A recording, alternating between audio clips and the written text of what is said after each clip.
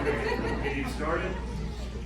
In accordance with board policy, this announcement is to advise all attendees that tonight's board meeting is being recorded. Persons wishing to address the board on any agenda or non-agenda item themselves fill out a speaker card, which we do have. We will now please stand for the Pledge of Allegiance.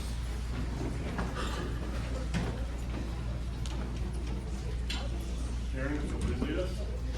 Ready? Begin.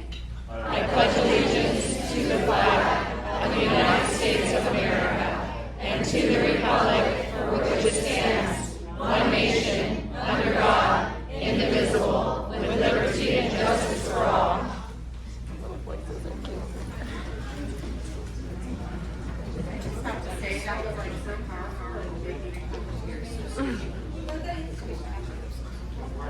The little kid voices. So 6A is report out of closed session. We have no report out of closed session. 5A, adoption of the agenda. Do we have a motion to adopt? Motion to adopt. Motion by Karen, do we have a second? Second, Mike. Please vote.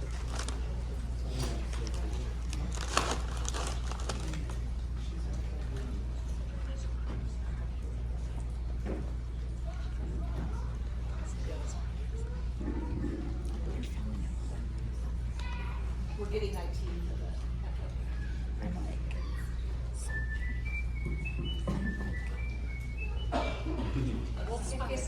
I was gonna say Irish Spring. I feel fresh on this. If we could get the right amount of reverb, I think we'd sound pretty good. Started quartet. Adoption of the agenda passes the use of reason. No report on closed session. 6A. We have presentations this information this evening. Lexington Elementary School, you are up first. We get the first slot.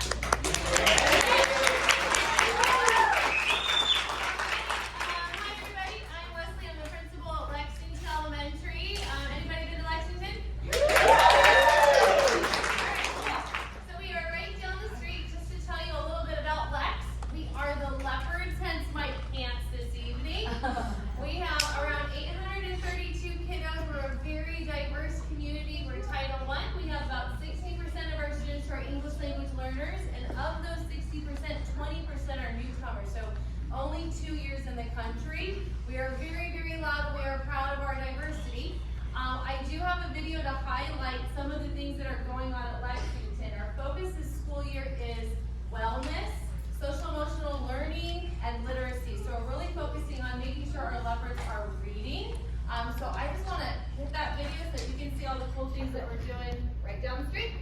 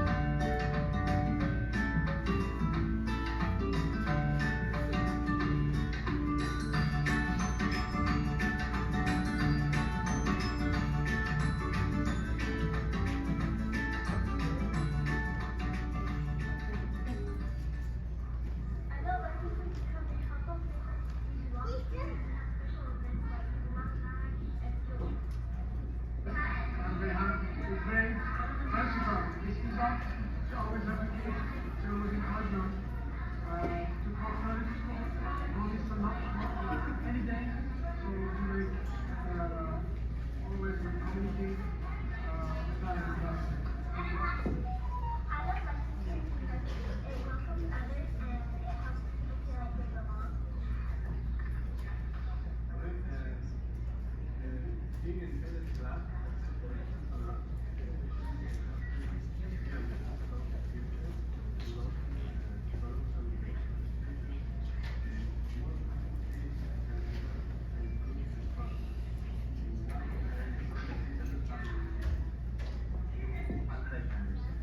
love licensing because of their students. They really are our future and they represent our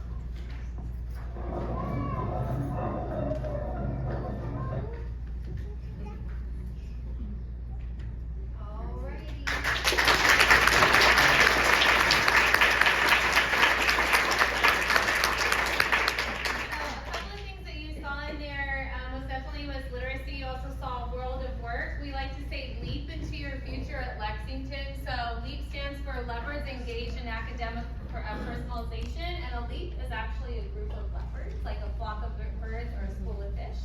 Another thing you saw in the video was our folklorico dancers, which we have here today. So they're going to show a couple of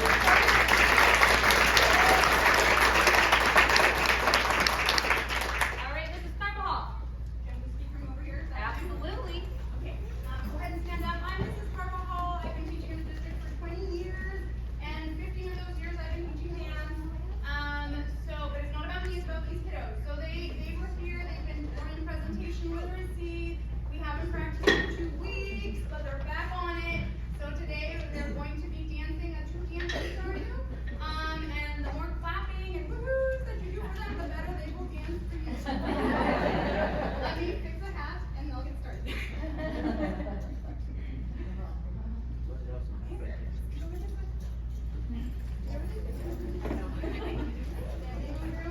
Can they come up to the front of the room? Or is there a room up here? Where is We the room? could. Is there enough space? I don't know. More spaces here. Can we move this? Move this back? Yeah. Yeah, I'd rather have them up here. All right, you guys, keep your line. Come this way. Come this way. Two lines. Stay in the front. Stay in the front. This is probably expensive. No, it's fine. It's fine. Stay this way. A little bit more.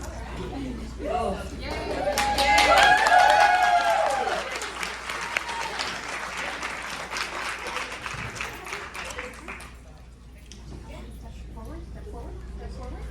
Step forward, my love. One more. There you go. Okay, and you guys are gonna have to step a little bit off. We don't want those panels to fall.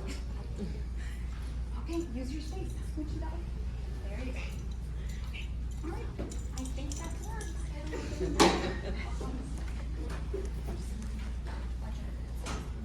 Big skirt. Big skirt.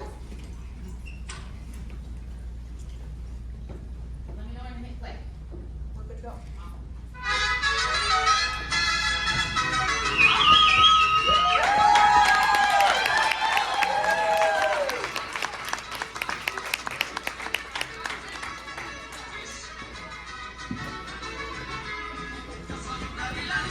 Woo!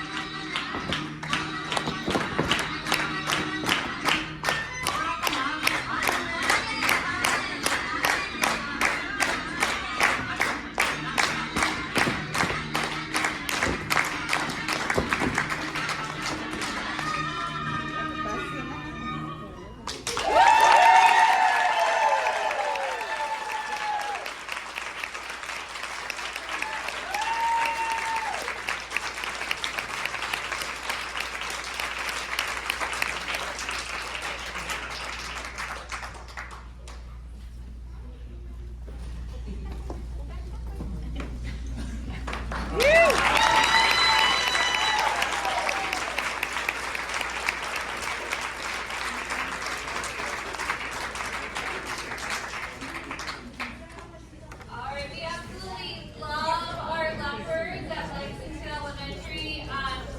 And most of all, we cannot forget about our lovely families. So we actually have two parents here this evening that really want to share from a parent perspective just the beautiful things that are happening not only in our district but at Lexington. So I'm going to invite Julia and Maria to come on up.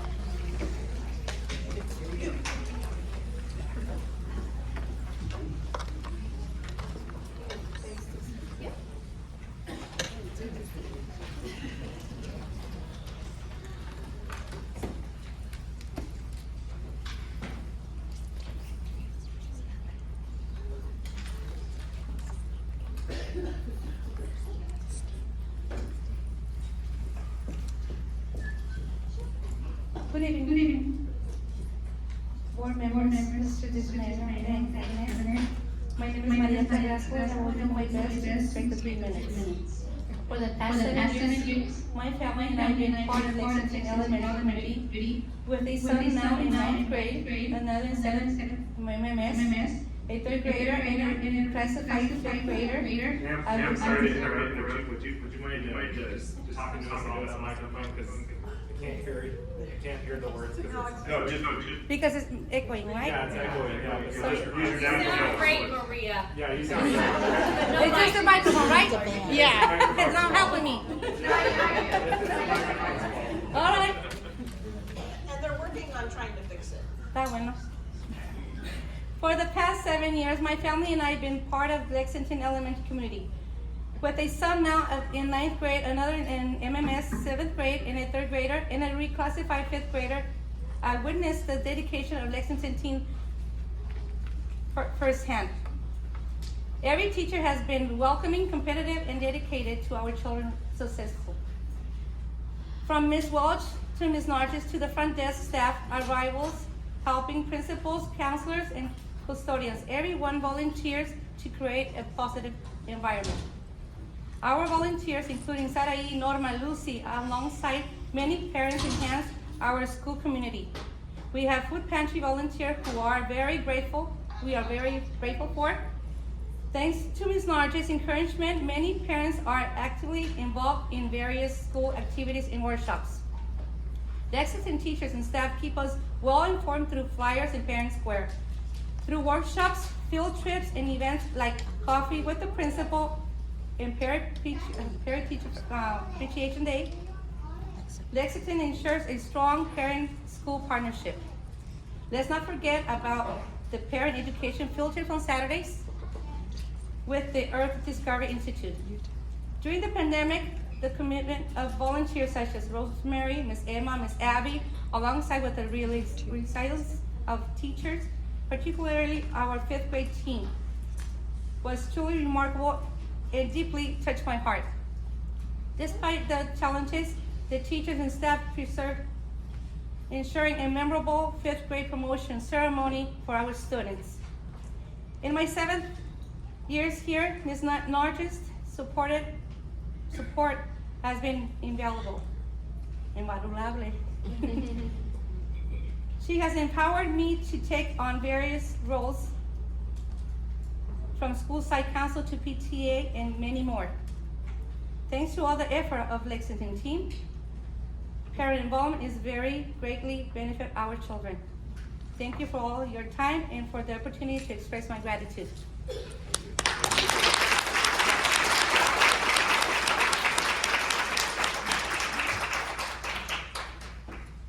Hi, my name is Mona Khairi. I am the mother of 3 students in this district. I am proud to be part of Lexington Elementary School. I love it, the idea of the school visit to my home. They make my family feel like part of the Lexington community. It made my family feel that the school is like a second family that is a part of their education. It made them happy in the business of their teachers and helping. They feel like the teacher were part of the presence of the teachers and helping they feel like teacher were part of the family. I believe it, the teachers felt great and part of our family will great to learn about our culture and food. We thank all those responsible for manage the school on be one and making this opportunities available for our family and the teachers.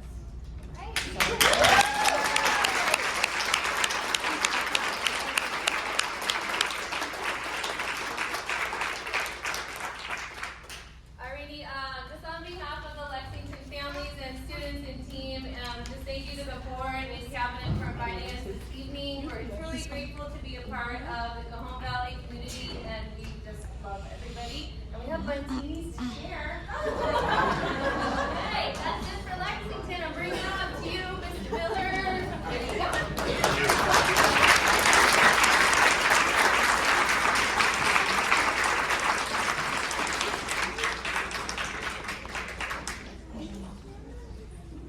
All right, I'm not gonna lie, the rest of the board meeting, unless WD Hall just knocks it out.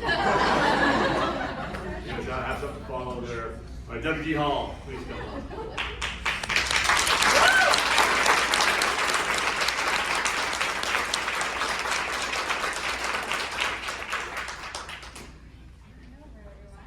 Well, good evening, everyone. I'm sorry to say, spoiler alert, we did not bring buntinis to share. We'll take Starbucks orders, we can do that. I'm Julie McClintock. I'm the proud principal of WD Hall, and I have with me our assistant principal, Crystal Martinez, and our 2 amazing teachers, Laura Albright and Mackenzie Asnikar. This year we have a broadcast club, and our broadcast club wanted to create a special broadcast tonight just to kind of share with you some of the things going on at WD Hall. Oh, very cute.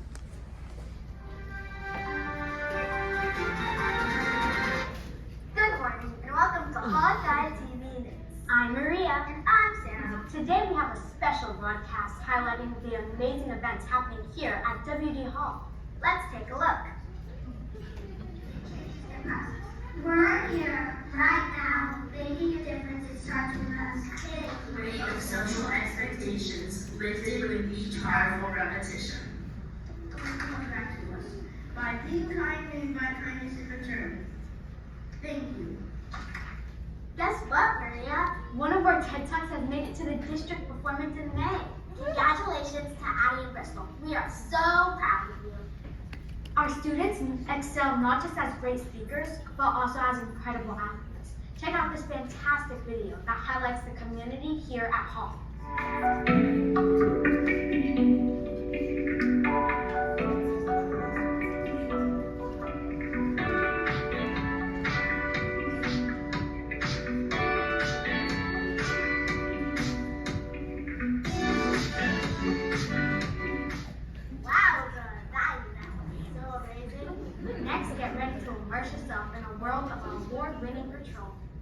In March, our dedicated patrol members attended the CHP-sponsored event, marking our impressive 5th promotion in 6 years.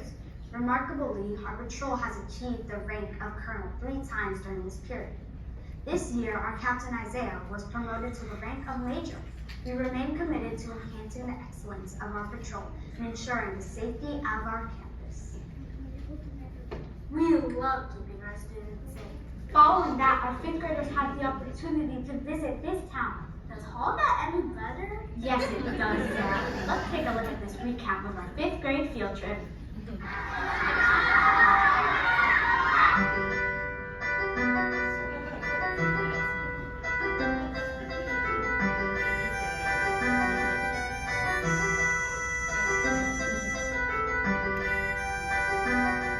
We can't wait to go on this field trip. One of the exciting developments here at Hall is our engineering program. Let's take a closer look.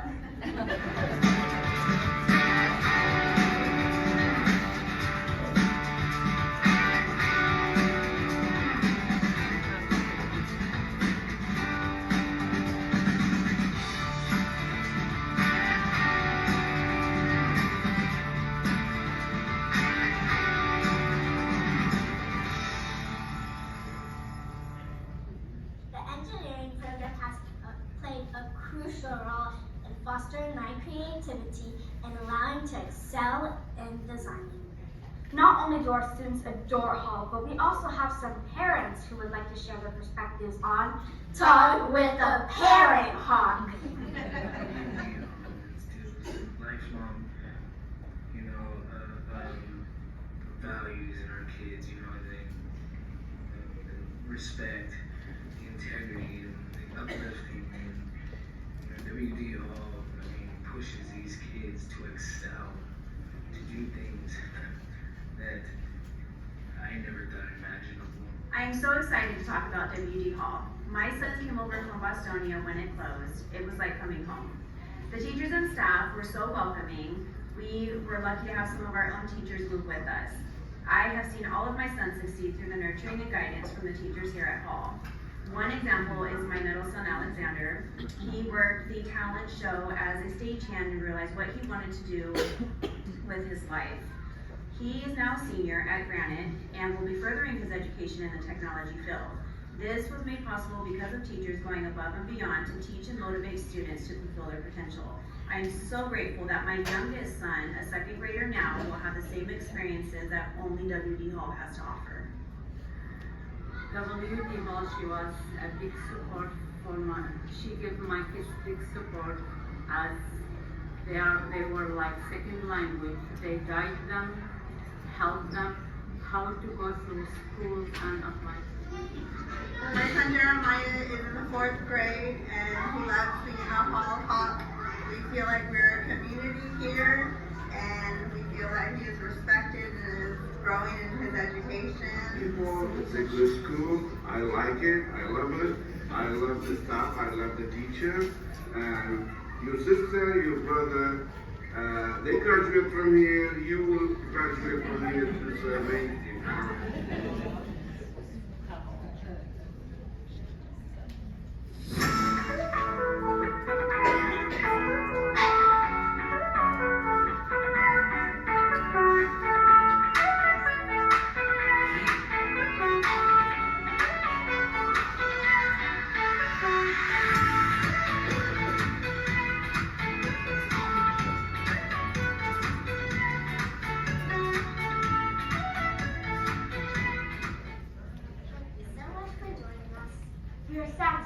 But we have some exciting events coming up.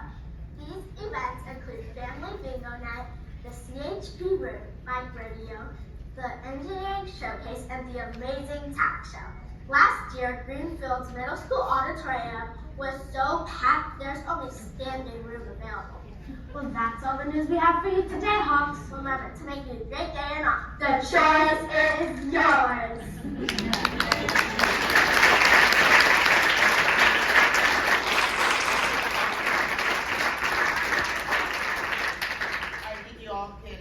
Agree that those amazing anchors you'll be seeing on future broadcasts. We are very blessed to have those 2 young ladies, and they not only were on the video, but we brought them live to present to you their TED Talk.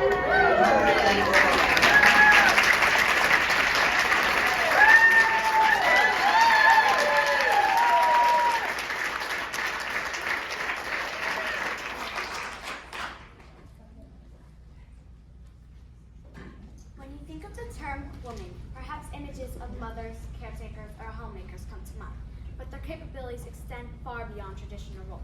Throughout history, women have been undervalued and mistreated, but it's time for this perception to shift. Take Oprah Winfrey for an example. She's one of the many faces of women's empowerment because she's faced challenges being an African-American host and television producer. But that's not the extent of women's empowerment. Considering personal space, it's crucial to acknowledge that empowering women encompasses granting them the autonomy and personal agency. Women should have the freedom to define and claim their own spaces, both spiritually and physically, as they strive for empowerment. The concept of personal space varies across cultures and individuals, but it generally includes the immediate area around a person's body and extends outward to include the space they occupy in their environment. All the time, I see people in one person's space or more, and I'm sure they don't like it.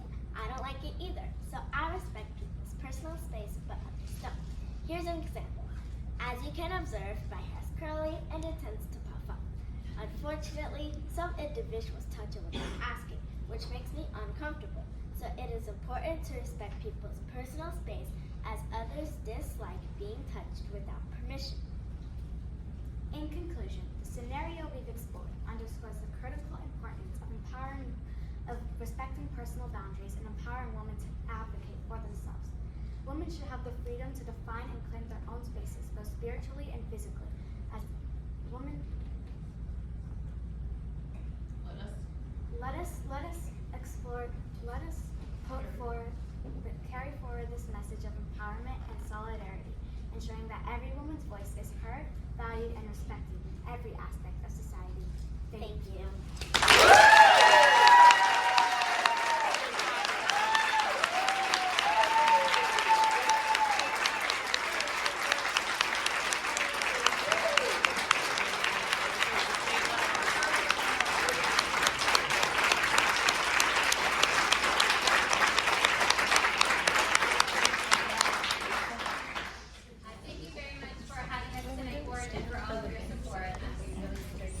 Thank you very much.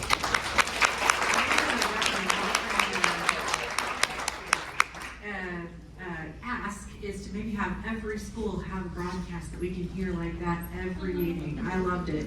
Thank you so much. Seems like reverb has been fixed. 7, TEDx Kids.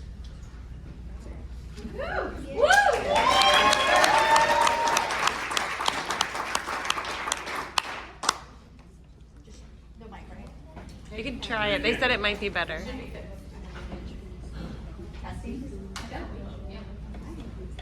Good evening. My name is Jennifer Tragley. I'm the TEDx Kids Alcohol organizer. Like you can see, I'm also a coordinator here in Ed Services upstairs. Tonight I have the privilege to talk about presentation literacy in our district, TED, and our amazing event coming up, TEDx Kids Alcohol. You can see already we have amazing students in our district, the confidence they have to come up and public speak, so that's kind of our mission here. So first of all, I want to thank you all so much for the continued support for this program. We've seen leaps and bounds of our students year after year. In our district, we consider kind of 3 tiers of presentation literacy. We look at the all, some, and few. We know that all students are not going to get up and give a TED Talk, and so we build it in as an all, some, few model, where all students have multiple opportunities throughout the year to practice presentation literacy in the classroom. So we want to make sure all students have that opportunity inside their classroom to talk about something they care deeply about. And then we have our tier 2, which is our SUM. This is the opportunity where some of our students have the opportunity to join a TED Ed club at their school where they can dig deeper into a topic they care about to give a TED Talk. And then some students, or a few students, I'm sorry, are selected as speakers at our TEDx Kids El Cajon event every year.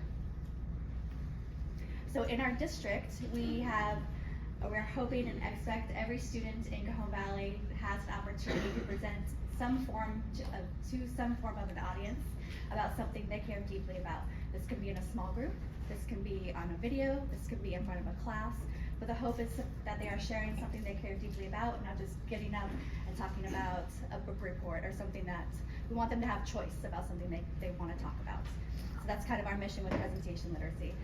It's a core skill for 21st century, and we know with many businesses out there, they're looking for that public speaking skill and the confidence skill and the skill to be able to communicate to others confidently. So that's kind of what we're embedding into this program.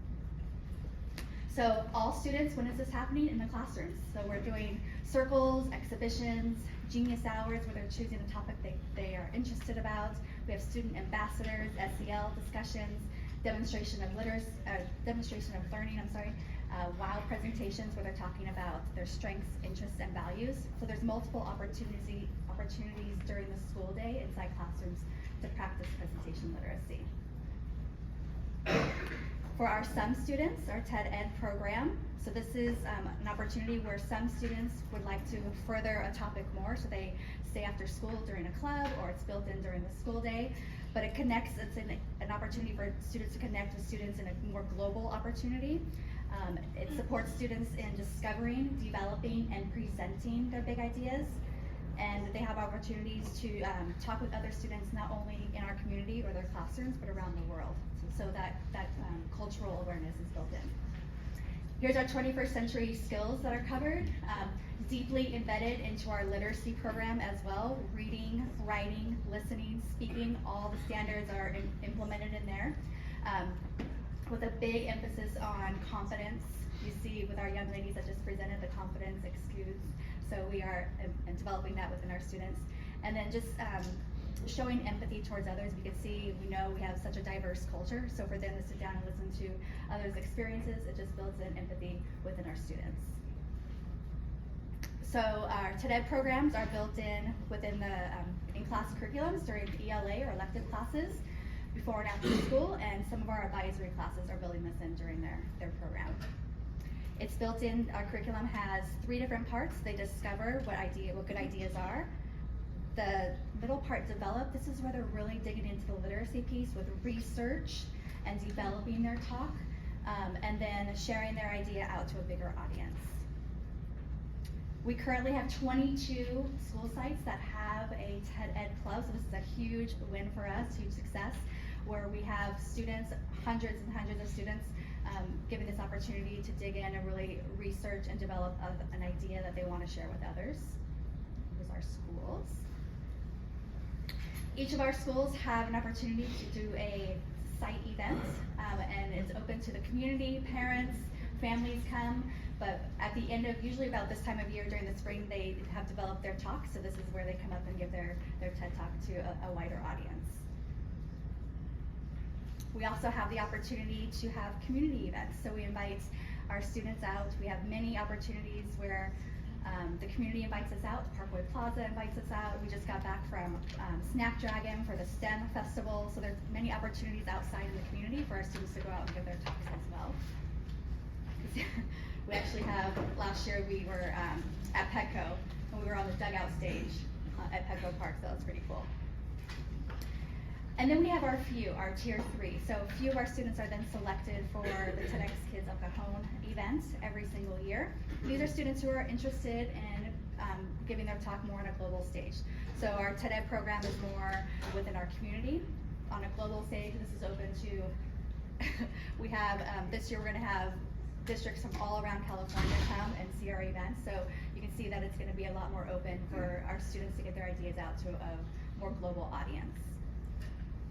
This is our 10th year TEDx Kids of Cajon. We've had 9 past TEDx events. Thank you very much.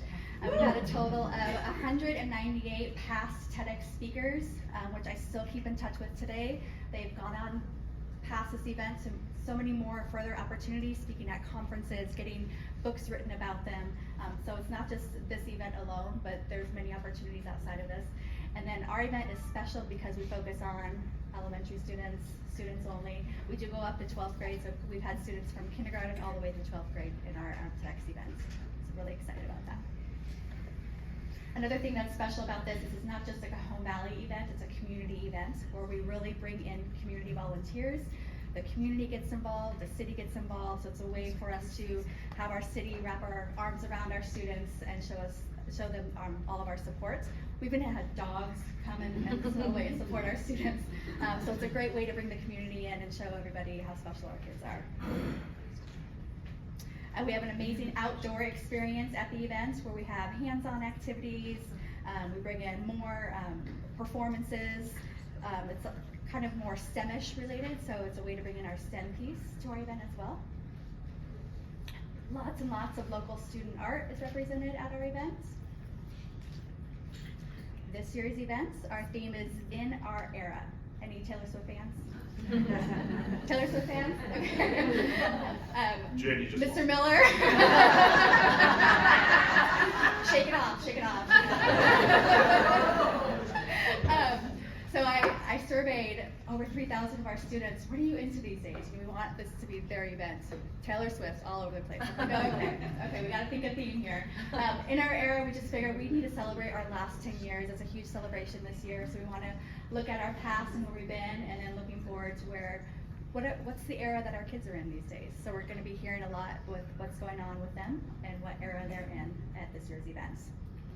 We have a total of 24 student speakers at this year's event, 18 El Cajon schools.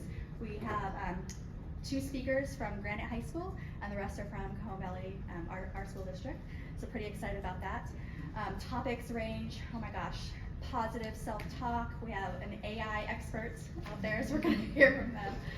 We're gonna hear from one of our speakers tonight about the importance of public speaking, and so it's what they're going through now, challenges that they're going through, that they want to show awareness to others. It's a range of things that's important to them. They choose these topics that are important to them, and so they just want to share it with the world. But we have 24 of them coming, and pretty excited. We had 114 apply, and 24 were selected.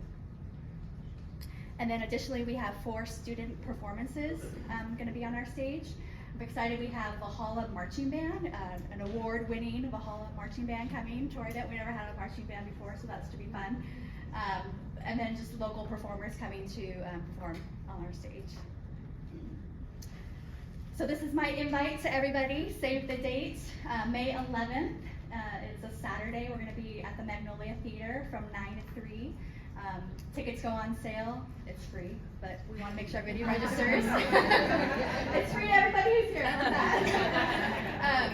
But they will be announced probably tomorrow, sometime this week, for everybody to register. But I encourage you guys to come support our students, come support our families. It's going to be an amazing event. So with that, I would like to bring up one of our TEDx speakers that was selected this year, Samaya, a 5th grader from Johnson Elementary.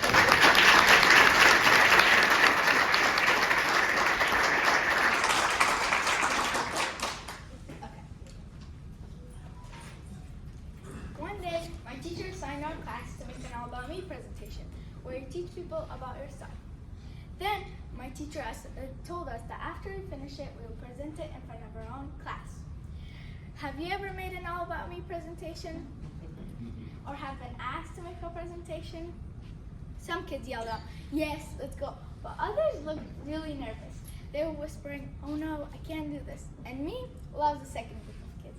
I was so nervous that my body was shaking. I could hear because even though I have given a presentation before, I was scared that I would forget my lines and have to look back. I was scared that I would be embarrassed because my presentation would be awful. What if kids didn't like it? What if they laughed at me?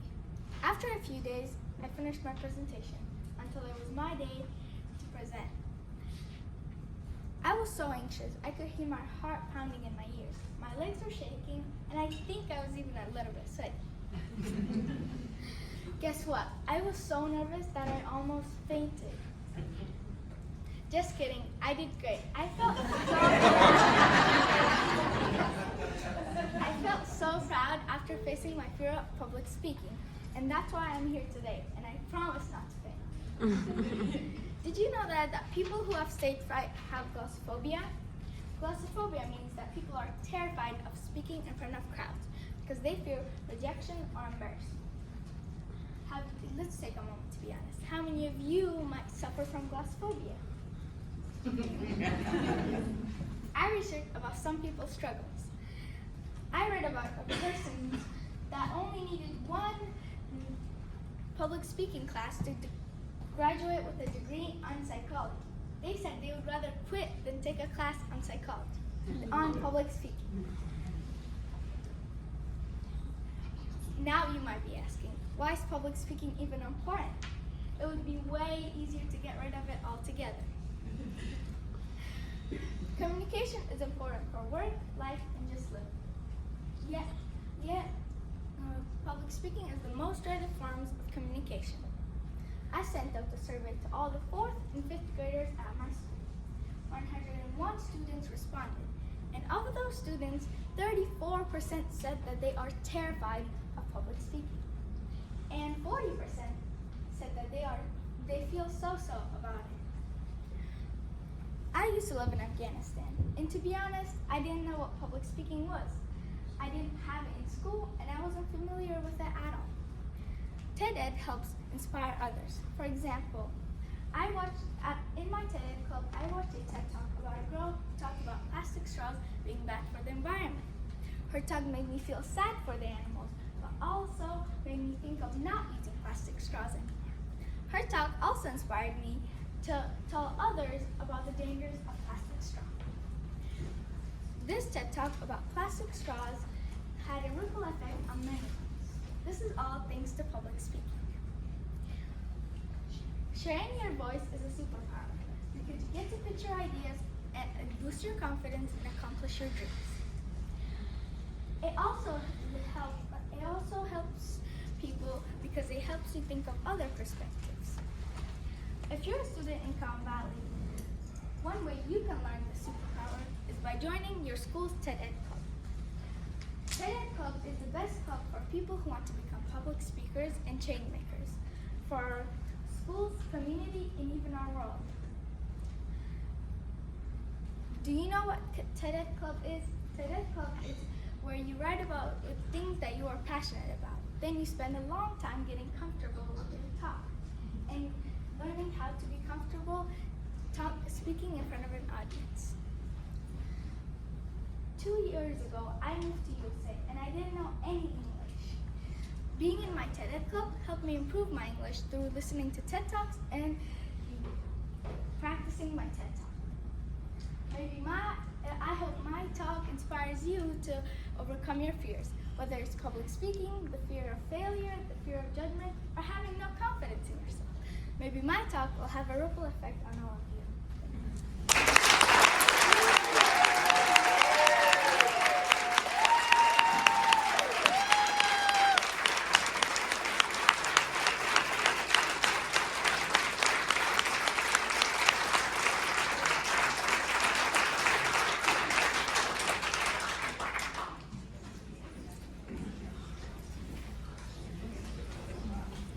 So I have to tell you, I had Samaya in 3rd grade, and my kiddo has been fasting all day. It's the last day of Ramadan.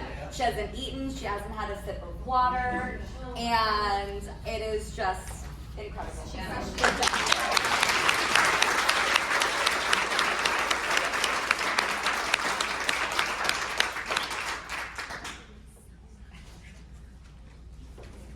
Is that it, Jen? Yes, please come to see Thank you. That was outstanding. And very proud that our school district's been involved with TED. My little girl, as Jen knows, was one of our speakers back when. Got to speak at Petco Park. And this little girl, 2 years ago, from Afghanistan, spoke no English. Let me know where that shows up on an assessment with the state of California. I'd like to find out where that one's at. She got 4s last year in 4th grade.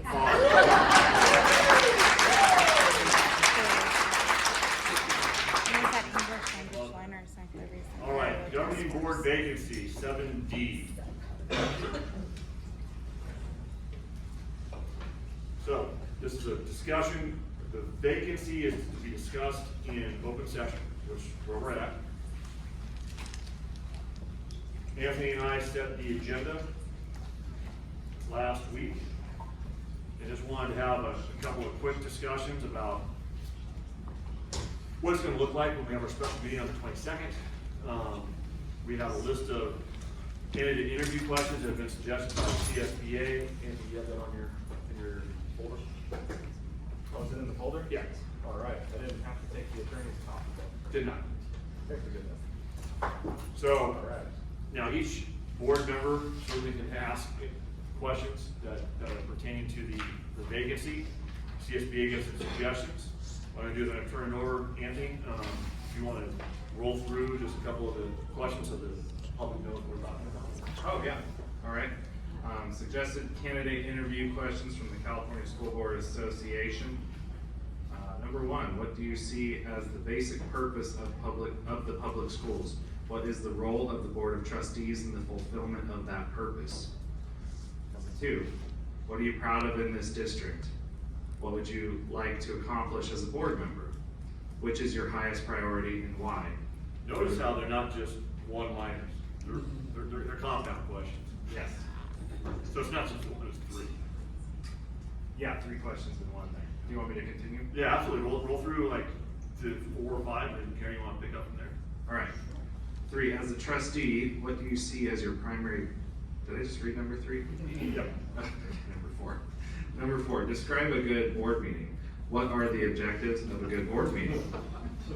Number 5, what would you do if you believed administrators had not provided you with accurate and complete information for making a decision? Number 6, describe your response if a parent cornered you in a grocery store and asked for your support on a particularly hot issue. Number 7, how does an effective school board ensure opportunities for parents and community members to express their diverse range of views to inform the board deliberation on important policy issues? And I'll read 8 and then we'll let you read. Please summarize the strengths that you would bring as a member of the board. Number 9, what will you do to become more effective as a board member? 10, identify a recent board decision that you felt strongly about, and describe how you would balance community concerns, student needs, state and federal law, staff considerations, and your personal value and beliefs to determine how to vote on the issue. Last question leads to the standard questions. What questions do you have for the board to help you prepare to take on this commitment if chosen? So those are the basic standardized questions. I do want to say that you can Google this, the CSBA filling a board vacancy. It's all out there, the procedure, everything. So for those of you in the audience who are thinking to throw your hat in the ring, I know that we have an ad hoc committee that I'm not a part of that have hopefully been looking at our candidates. Those are the questions. I want to give you that heads up.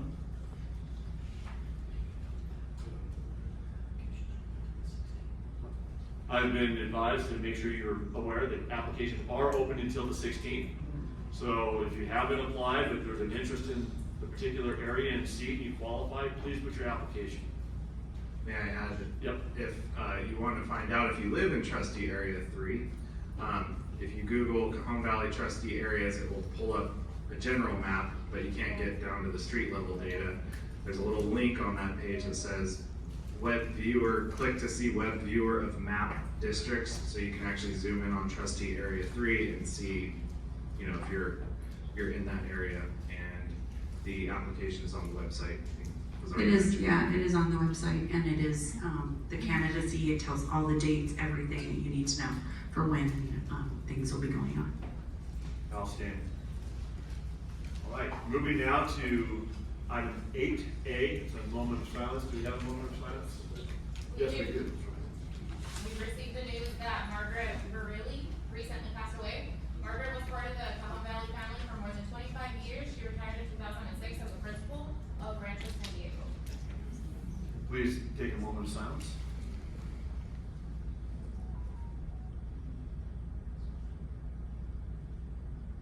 Thank you. Michelle, retirements? I am incredibly happy to report that we have 0 retirement announcements. At the same point in time, that's also a group of people that are not retiring that you can't pull back right now. Parent council As reports. substitutes. Parent council reports. 8C. Who's going? Got it. Edith, Chrissy, I'm not sure who else is out there. Oh, yes. We have. Yes, we have a few. Okay, so PTA, I would like to call Maria Carrasco. She on behalf of Montgomery. Hi again. My name is Maria Carrasco. I'm PTA president of Montgomery. And today I want to share the work we have done at Montgomery. Our PTA is currently helping with funds for 6th, 7th, and 8th grade field trips. A big shout out to Mr. Holbert, Mr. Kamaka, and Ms. Allen, and all the front desk. They have been very supportive. Thank you.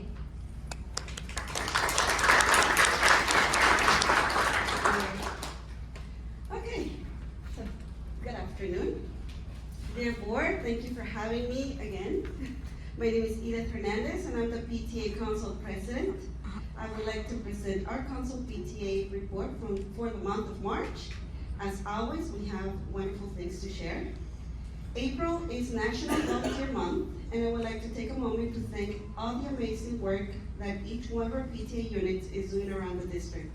I am very proud to be part of an organization that works together to advocate for our students, teachers, and families. Unfortunately, not everyone knows or understands the true value of our organization and gets a wrong idea about the real purpose of having a PTA in their schools. So I would like to share some information with you. Your PTA membership not only gives you the opportunity to build community with other students, teachers, and parents at your school site. For less than 3 cents a year, your PTA membership gives you access to a wide range of resources at a local, county, state, and national level. PTA's wide-ranging advocacy efforts and impacts include community concerns, education, family engagement, and health, all of which impact the current and future success of our students at Cajon Valley. The funds raised individually by each PTA unit in our district helps to host educational clubs, programs, and events for our families. Our PTAs also allocate a portion of their funds to give back to our teachers and help to support the specific needs at each school. Each PTA unit, along with their school administrators and parent community, gets to choose and organize their own fundraisers and select the educational clubs, programs, events, or activities that are best for their communities. All funds raised by each PTA unit stays at their school. Our PTAs only pay council a small portion of each membership to help fund state and national training, support, and resources that are offered for free, in most cases, to all PTA members nationwide. Having the support of council, district, state, and national PTA also helps with transparency and check and balances as they continuously follow up to make sure that each PTA organization is following good business practices and following PTA standards so there's no funds theft or mismanagement. What I love about PTA is that we have an election of officers every year, which gives an opportunity to every parent at each school site to get involved and contribute to their community. I love that the PTA focuses on family engagement, diversity, and inclusion. It also offers kids the opportunity to explore the arts and develop critical thinking, teamwork, and creativity. Currently, in our district, we have 14 strong PTA units doing great things at the elementary and middle school levels. If you would like to get involved and become a member of the PTA, please talk to your school principals. If your school doesn't have a PTA, please reach out to our PTA council so we can give you information on how to form one at your school. Having a parent-teacher association is a great way to support your community and collaborate with teachers on the academic success of your children. Me being involved as a parent in my child's school PTA has helped them to be more successful academically and emotionally, and has allowed me to create wonderful partnerships with administrators, teachers, and staff at our schools. Sorry. On behalf of our PTAs who couldn't be here tonight, I would like to highlight some of the wonderful work that they have done in the recent month and how they are using some of the funds they have raised recently. At Avocado, they hosted their annual Gator Fest, where students had a full day of science, learning, and student TED Talks. Bostonia Global hosted a reading by the campfire and an international parade to promote diversity and inclusion. Crest had an amazing planetarium student experience. Fuerte is planning a fun spring gala by the beach. Hillsdale is using their national PTA grant money to host an assembly to bring awareness against tobacco and vaping use. Hamasha brought a science show to campus and had their MVP and Sons dance. Lexington had a leprechaun hunt for St. Patrick's Day. Madison had a career day and lunch on the lawn. Rios had a twin day to celebrate LC Week. Vista Grande hosted a field trip to the San Diego Zoo, their father and daughter dance, and a hunt for gold coins and treasures for their TK students. Whew. I would also like to respectfully voice some of the concerns from our community. And I truly, when I get nervous, as you can see, my accent really comes out. So I apologize. Don't apologize for that. So some of the concerns, last month, we had a family come before you regarding a situation of a violation of rights after a posting on social media involving a fellow student. The student was recommended for expulsion and she was allowed back to the school. However, it was brought up to my attention by a few families about the rights of the other student. After this whole ordeal was made public on TV and the internet by 2 local channels, some of the parents in our school were very concerned about the safety and well-being of the other student and her family. Please forgive me, but if a picture of my daughter getting beat up was floating all over the internet, I will be mortified for my kid. I don't know who the other student was, but I do know that as leaders, we need to remain neutral and listen to both sides of the story. Exactly last year, my son and I stood up before you, alone, after my son and other 6 students were victims of a hate incident at the same school, which caused a lot of stress in our family. At that time, none of our board members showed up with us to parent meetings or hearings, or offered any individual support. Aside from the school staff, the only person who took the time to individually reach out, met with us, and help us look for a solution was David Mishura. After our experience and dealing with the high level of stress this brought up for us, I would like to ask you to please look over the current social media policies for students in our district, especially when using the images of other students to promote hate and violence. In our community, if our community came together to review safety and sex ed curriculums, we can come together to review a social media policy that protects the privacy of our children in our district. We also need to educate our students, especially in middle school, of the deep impact of bullying, cyberbullying, and using derogatory racial slurs. The next one is going to be very hard for me to express, as I respect each one of the people behind the desk in front of me.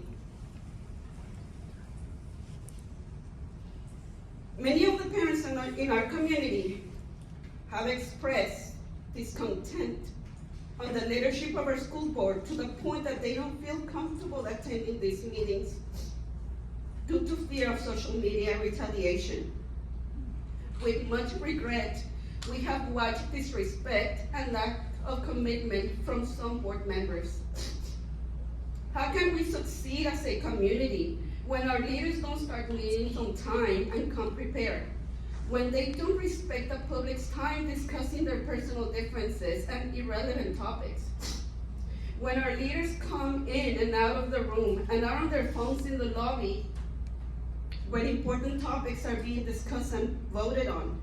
How can we ask our students to be better if we are not setting a good example? How can we keep on asking our community, students, teachers, and families to participate and contribute to these meetings when we are fostering a divisive and hostile environment? I know this is not what you sign up for. I know this is not what I sign up for and you sign up for. I know we sign up to help our communities succeed academically, feel included, seen and heard. And today, ladies and gentlemen, we are failing them.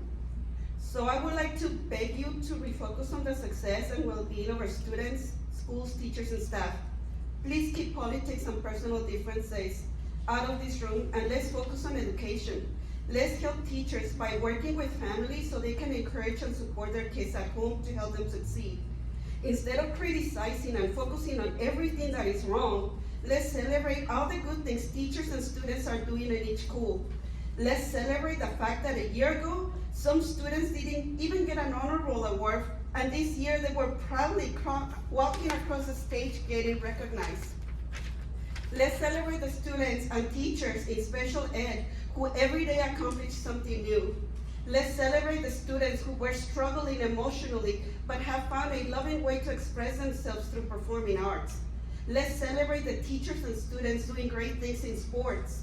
Let's celebrate the elementary students and teachers who are brightening the day of seniors at retirement homes with their cards and singing.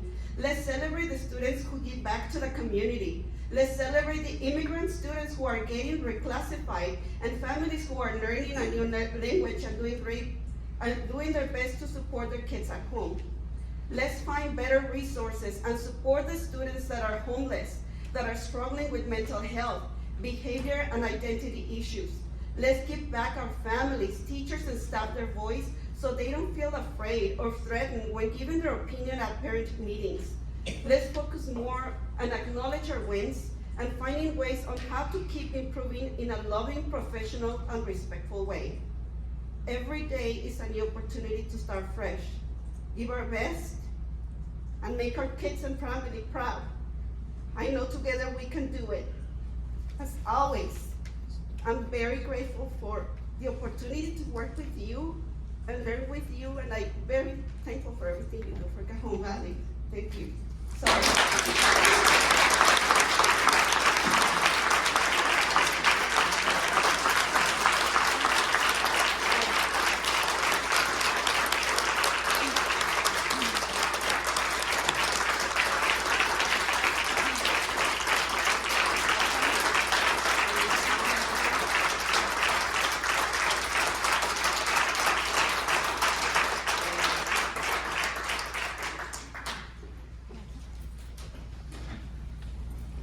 And I just want to say thank you to our PTAs and our PTOs for just all that you do for our families. So thank you, Chrissy, you want to come on up? Thank you. All right, as Edith said, it is National Volunteer Month, and April 20th is the National Volunteer Day. So we went ahead and I made you guys cookies, and they're in honor of my mentors who really helped me along the way. So like Ashley Fink, April Adler, Kirsta, who still lives on in her legacy, and you get a special one because you always make sure I get treats.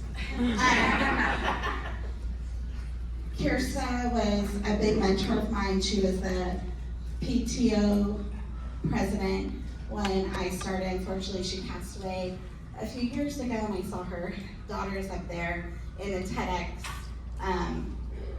video that you showed. And April Adler has been such a resource to me, and the leaders before me, like Monica Jenkins, and like I said, Ashley Fink, who unfortunately was a parent at Fierté, but no longer felt comfortable. And I see these promises that we chose to build together. I was in one of the rooms when we spoke about these, and I know me personally, I worked really hard to differentiate, as Edith said, the political when we're working with the kids. And even in this room, you'll never see me up here mentioning names or disparaging staff or saying anything negative about them. And unfortunately, when we talk about the social media posts, I agree, that should not be happening with students. But also, there's people in this room who have posted about me, about my children, about Ashley's children, about our families. They are liked about my child's special education teacher. They are shared. My son is old enough to have Instagram. He sees you. He sees what's happening. He's struggling because of the behaviors happening online by staff. Now, you may not agree with me or my politics. You may not agree with my beliefs.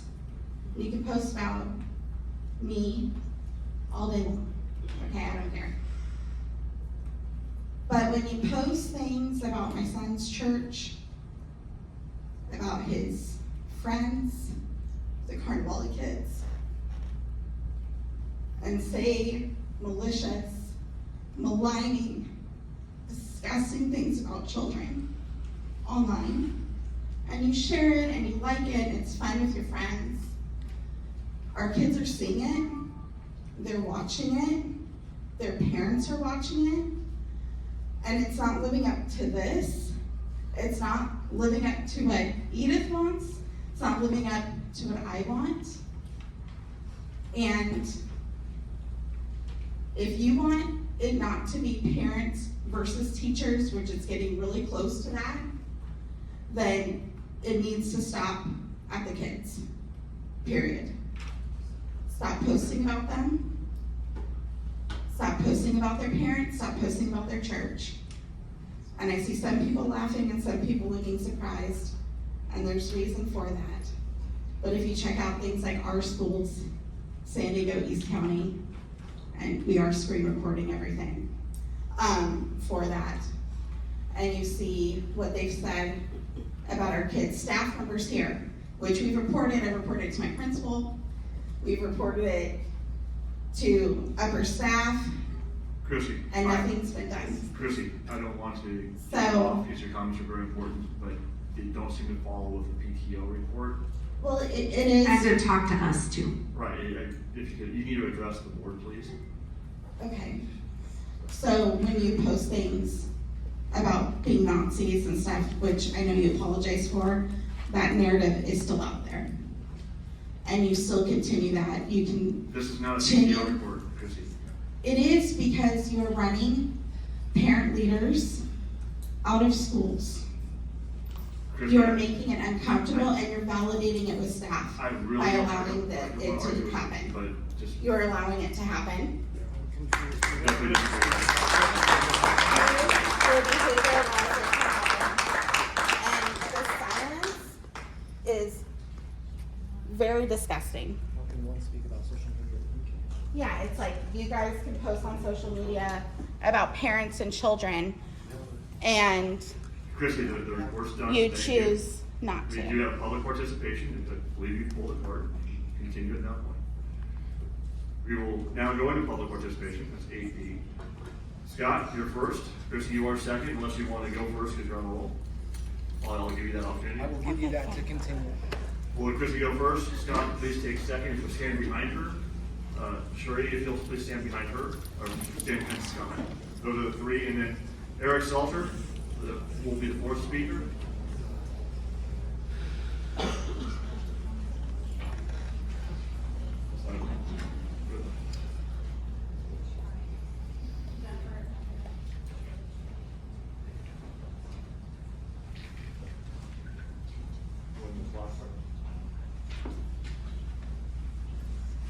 the harmful comments that are online about our kids, whether it's about my kids or kids in the community, including my children's friends, posted by staff members of this district, ignored by upper staff of this district. It is harming my child. He does not feel safe at school because of what is being posted about our family, our church online. He's in a room alone with someone liking comments about our family, liking comments about lots of different things here about our friends. Obviously, we're close friends with the Carnivales. That's, very evident. Our kids are close. Saying that they're racist or, just dangerous comments online. And with that, he has become a different kid. He doesn't want to respond to his teachers in the same effective way he did. He's quiet. It's harming the relationship he has with them. It's affecting his school day. It's affecting whether or not I want to be on campus. I don't feel comfortable with them. And like I said, if you disagree with somebody's politics or belief systems, that's one thing. But when he's asking for help and nobody's helping him, and he sees online that they're liking comments in regards to our family, that's a problem. And it should have been addressed. It should have been addressed by the staff at our school that I reported it to.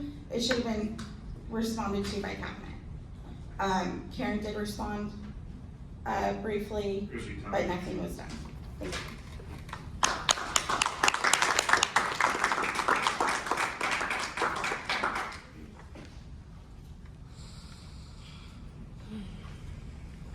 Hello, I just want to, obviously you know who I am, and I just want to make comment to what you had to say about my daughter's social media post. Like I said, I don't agree with the post either, but the point of the fact is you don't have any of the backstory either.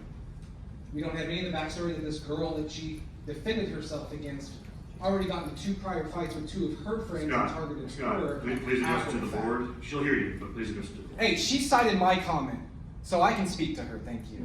As regard to you, that's fine. As regard to you completely disregarding with your legal background, disregarding due process that was brought to your attention, you should have dismissed that completely. I wasn't properly noticed of the closed session. I was never properly noticed of the hearing. I sent you guys emails, and the only person that responded to me was Anthony. You are all elected officials. You work for the community. You work for me and everybody else here. You're supposed to represent us. And I do not feel as though I was represented, nor my daughter was represented. You went along with the railroading that this district did to my daughter over a First Amendment right of a post made on spring break that's been ruled on by the Supreme Court multiple times. You ignored my emails. I never got a response from you, a president of the board, with legal background.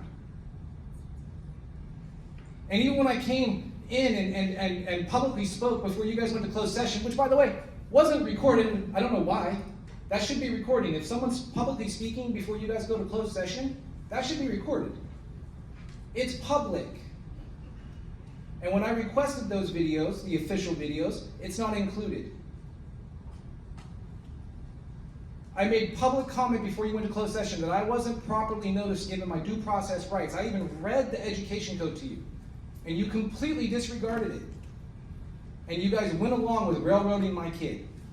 And I challenge anybody to talk to me in an adult manner if you want to know the true background of the story.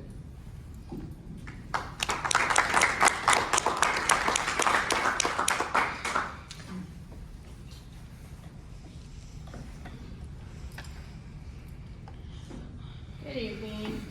A couple things. First of all, council, I know that I recognize that you're here again today, and I want the public to be made aware if this is going to be an ongoing process. I think the public should be made aware as the taxpayers, we're paying your bill. So if you're going to sit up there on the dais, I think that we should all be made aware of what you're being paid to do that at these public meetings, because it's not common. I know once in a while they bring the council in, but every single meeting. And I'd like to know if the entire board actually voted on that to have this, or is this just one singular person's choice to have council at all these meetings? Don't get me wrong, I think it is actually probably pretty helpful, but I think transparency is important. And with regard to the lady over here and what she had to say, I agree. There's a lot of discontent. This place has been run like a three-ring circus, and it's due to leadership. And what's concerning is, it's been touched on, but I just want to let you know, we are actually dealing with a law firm, and we already know who some of the people involved with our schools is, and we are going to find out who they all are, and then you are all going to know who they are. And I expect that they will be held accountable, because some of them are doing this on their school-issued devices during school time. So we will bring that to you once we have it all. So, and to the individuals in the back that actually work for the district that were laughing when you were speaking. Tell your husband to stop following me on social media and stop commenting on my stuff. It needs to stop. You know, what you said, I commend you. You're absolutely correct. Children should be left out of it. There needs to be more kindness. But also as the public, we also need to hold people accountable when they're not being held accountable. It is important that they're held accountable. And that is why we pay our taxes, and we have a civil responsibility to make sure that there's accountability as well.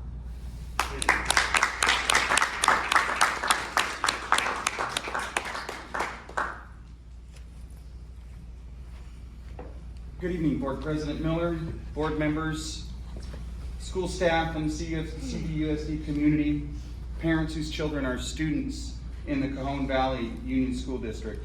My name is Eric Stalter. I am the founder of and CEO of the Civil Review Board. What is the Civil Review Board? The Civil Review Board is a nonprofit, nonpartisan organization whose objectives are to hold elected and appointed officials such as yourselves accountable to the communities that you were elected to serve, to provide resources to the parents and communities such as legislative resources, education code training, curriculum transparency, school choice resources, legal referrals, and more. To raise community leaders, individuals who will serve in the best interest of the student, parent, family, and community, and not as a mouthpiece for an overreaching government hell-bent on confusing young, malleable minds through indoctrination, sexually explicit curriculum, and destructive policies that violate the rights of parents and our children and grandchildren. Finally, we work with teachers, staff, parents, and students that expose hidden curriculum and instructional aids or behavior that is not in the best interest of the student and family. Let me be clear, the Civil Review Board is not an angry activist group that will raise tensions and then retreat to the comfort of our own homes. We are an advocacy organization here for the long haul. We behave in a dignified but resolute manner. Our service, as yours should be, is to the student and family. We do now and will continue to advocate for the students and parents that are victimized by public school systems all across this state and nation. We regularly meet with community members and other elected officials, as well as with our first responders, to discuss the business of the school board and your intentions for the safety and well-being of our sons and daughters. Members of the Civil Review Board and the community will be meeting with you directly, as we do your peers in other elected positions, to be sure that your service to the community is in fact in the best interest of the student and family you were elected to serve.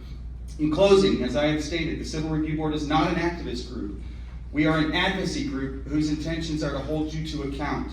If you choose to serve in the highest educational interest of the student and family, 2 more seconds, you will have our support if you choose to serve in the highest interest of the student and family. If you instead choose to act as an enforcer of state policy that does not serve in the best interest of the student, we will use all legal means and resources at our disposal to expose your intentions to the community that you were called upon to serve and remove you from public office. Thank you.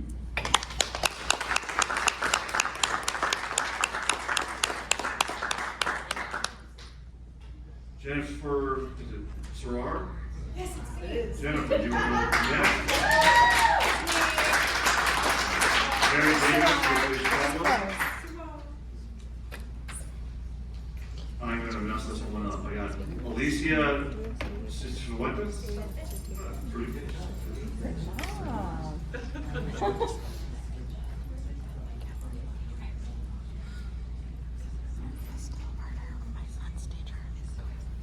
Good evening, board and cabinet members. My name is Jennifer Starr and I teach kindergarten at Madison. I am wearing my Granite Hills apparel, however, because I left my daughter's varsity softball game to be here tonight to speak to you guys. So I'm wearing her visor in honor of her. I would like to start by saying thank you for all of your hard work and dedication that you guys have to the children and families of Cajon Valley.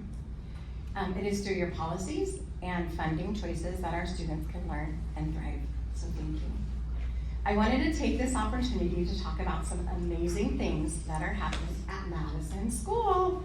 First, a huge shout out to all the staff who strive every day to make sure each student feels welcome and loved.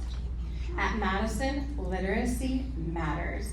We have a large number of teachers, including myself, who are currently working their way through the letters training that you guys approved. So thank you guys so much for that. Which helps us teach kids how to read better. So I think that that's an awesome opportunity that a lot of the teachers at Madison are engaging in. Through our passion and love of literacy, we're upholding promise number 6, delivering as a team, and promise number 7, we innovate and develop. Our site is also providing opportunities for staff to collaborate to address the varied levels of readers, which embraces promise number 2, which is empowering staff. I also want to address the dedication, time, and most importantly, love that our staff shows our diverse population. At Madison, we have a high percentage of foster and homeless youth that we make sure have everything they need to be successful at school, which to me highlights every single one of our promises. The next thing I'm going to highlight, I'm going to talk a little bit about our PTA, Edith, but our PTA has been rocking it at Madison, and I'm not just going to toot my own horn because I'm the vice president. I'm going to keep going because you got to. Because I am the vice president of the PTA at Madison. So I want you guys to know that our PTA is focused on community engagement and getting our community involved on campus. We started off this year with our Welcome to the Nest event, which was on the first day of school. Yes, we had a DJ, and that DJ was rocking those tunes as students came in. Yes, we have Reading Fridays where families and teachers where families come in and read with their kiddo. We have lunch on the lawn, we have Winter Wonderland, and next week's our big carnival. Welcome to the Big Top. So we want to make sure our community knows that they belong. So I'm going to keep going.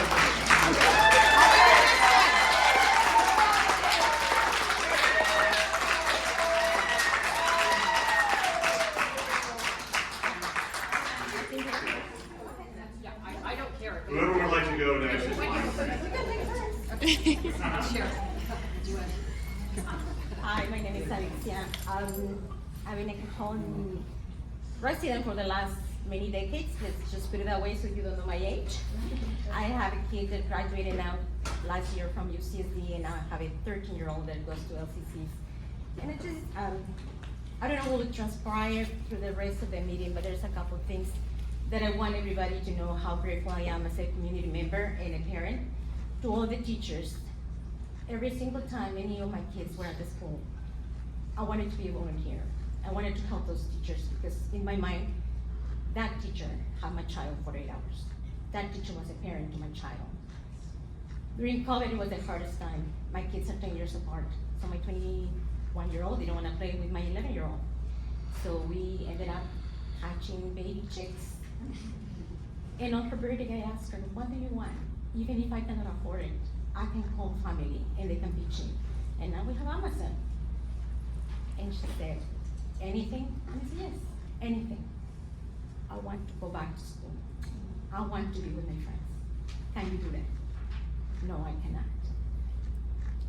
When we opened the doors back to COVID, only PTA parents and volunteers were allowed to, and it was a very small number. I wanted to be part of that, whatever it took. We went back to school. My husband works as an EMT. I said, are you sure? Don't you see how things are crazy? I am a nurse, so I know how crazy they were. But to me, having that child in school was the best.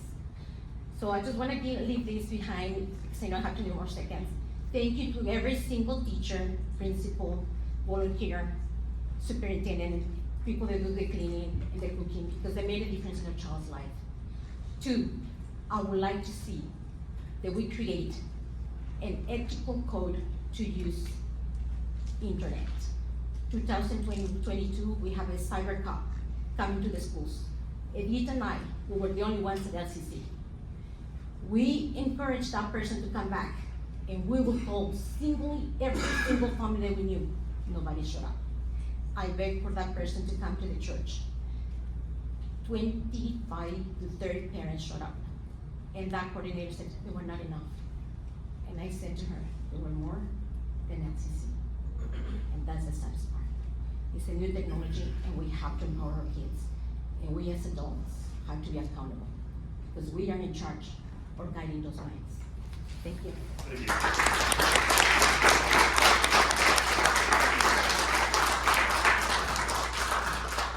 Following Lee will be David Burton, and following Mary will be Lee and David Burton, please. Hi, Mary Davis here. So first of all, I want to say the TED Talks, that was very impressive from that young woman. So what a powerful public speaker with a bright future.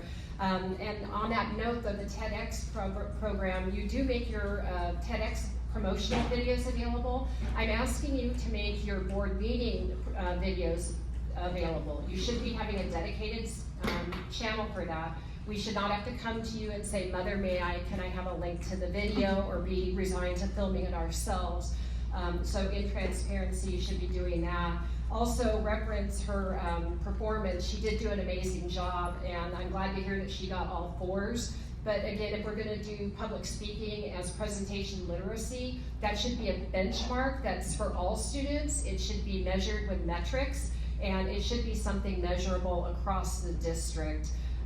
For attorney hours, I am concerned about that you continue to be the attorney here. I personally think it's a good thing. I think every school board should have an attorney at every meeting, but we would like to see an itemized cost of the fees. We'd like to be given a reason why they're at some meetings, not at others, and we would like to see a monthly itemized fee for that. Also, social media, first of all children should be off of limits for that. The social media policy should apply to teachers, staff, and board members. Having been lumped in with a group of people referred to as an extremist or a Nazi, I've seen disparaging the qualifications of a fellow board member. All of those are beyond the pale. They certainly do not live up to the values that we see repeatedly before us. I'm asking you to do better, and again, I am asking for a formal investigation into Salty Beach Kiss, because if that was found to be somebody that was associated at the staff or higher level, that definitely needs to be brought to light. Thank you so much.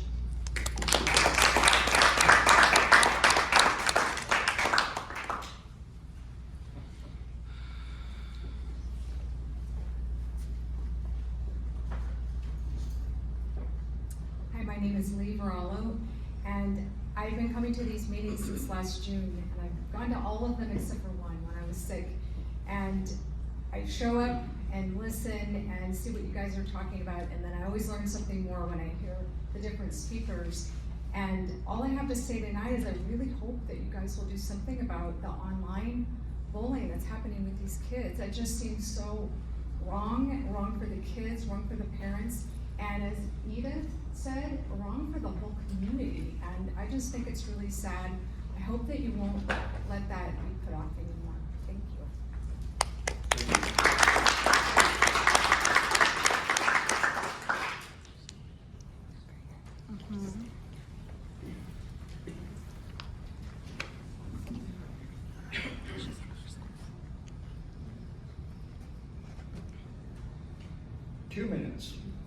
Two minutes to address the board, the staff, the citizens. We're here because we care about this district. This district is here to educate and keep our kids safe. And the board is elected to represent us. And I'm gonna say this over and over until it gets straight, because that's what I expect. Is I expect in a representative republic, we get representation, good representation, or the representation must be changed. Right now, I haven't heard anything mentioned about the third Brown Act violation, correct and cure, that was filed recently. Not a mention of it. I'd like some of these questions answered. You guys don't have much, you have a lot of dog and pony shows, but not much for answers for the public, and we deserve answers. This is our district. You guys represent us, and the staff works for us. I want to also at this time, since you haven't addressed the last correct and cure, and that last correct and cure, you didn't vote the bylaws in properly. As far as I'm concerned, we're still working on the 2017. And I'd also like to know if you mean the 16th of April for the deadline, that's not enough time. This is the first public notice that you've given any guidelines on replacing the board member, and that has to be extended, period.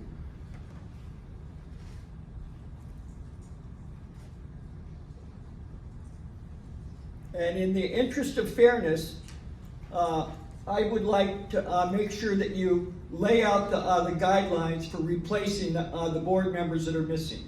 Thank you.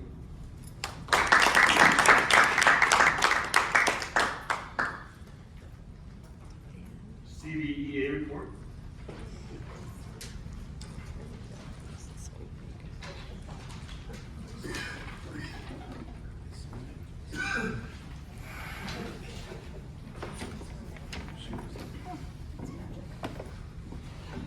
So beforehand, I had Madison planned a speaker, and I would like to give about 30 seconds of my time to finish up this speech. Absolutely, thank you. I'm back. Okay, sorry.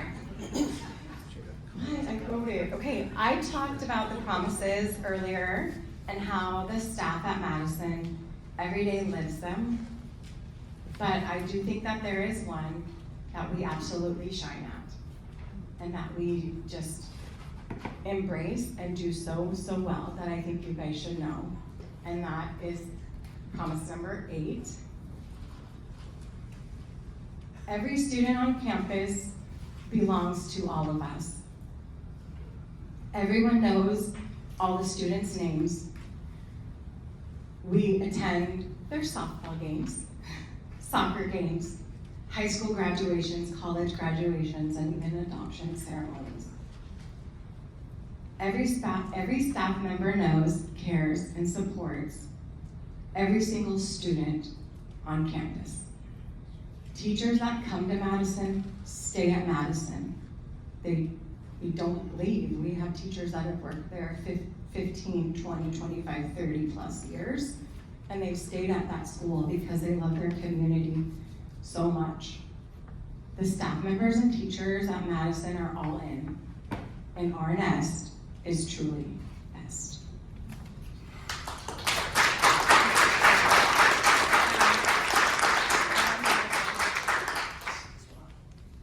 So, let me get, so right before everybody attended here, I handed each of you a pendant, like a little pin. And I want to give a shout out to Joe Nugent for this. I wanted to let the board know that April is Autism Acceptance Month, which is also referred to as Autism Awareness Month. This recognition raises awareness about autism acceptance and promotes inclusions and connectedness for people with autism.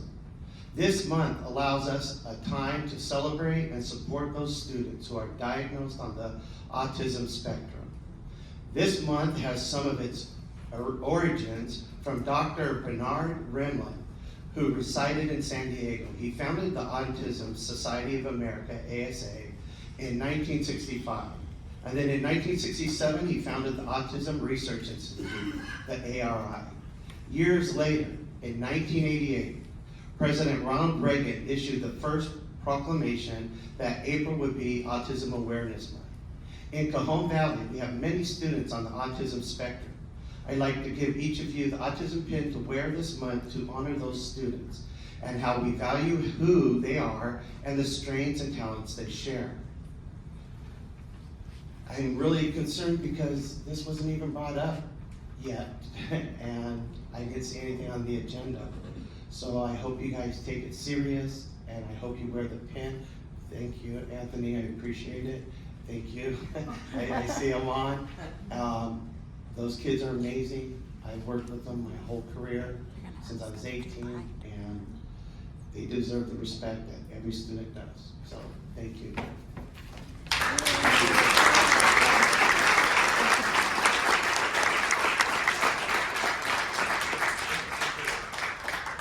CSE is Mark here, or we have a rep? He's not, he had another commitment this evening. Gotcha. Okay. CVAA, Brian, there's Brian. Hey, Brian.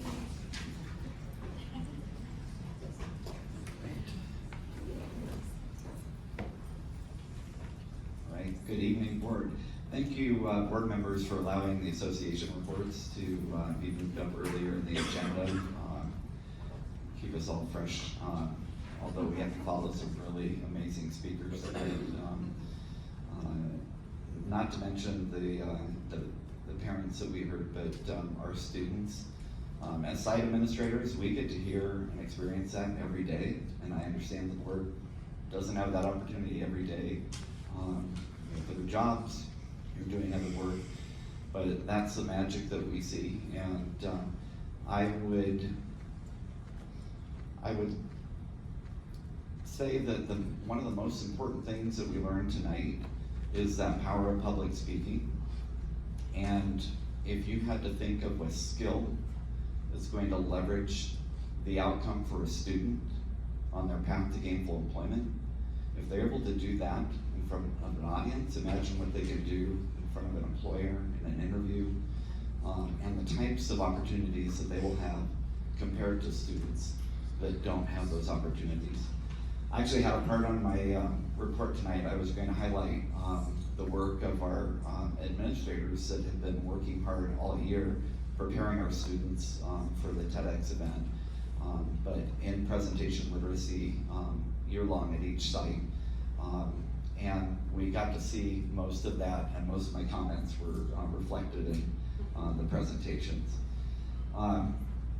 A shout out to all those administrators as well that are working and volunteering, coaching our TEDx presenters as they prepare for next month's big event. Our students are amazing. We're proud of their courage and their dedication. And we know that, like I said earlier, that experience will be yet another tool in their tool belt as they continue on that path to gainful employment. So thank you for supporting all that we do with presentation literacy and TEDx. And that's it for me tonight. So thank you. Thank you, Ryan.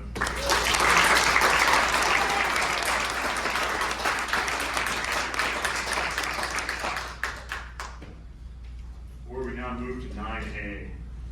9A, it is recommended that the governing board approve the recommendations of the readmission hearing panel in the matter of student 23-24-RH02. Do we have a motion on this matter? Motion. Motion by Karen. Do we have a second? Second. Second by Anthony. Please vote.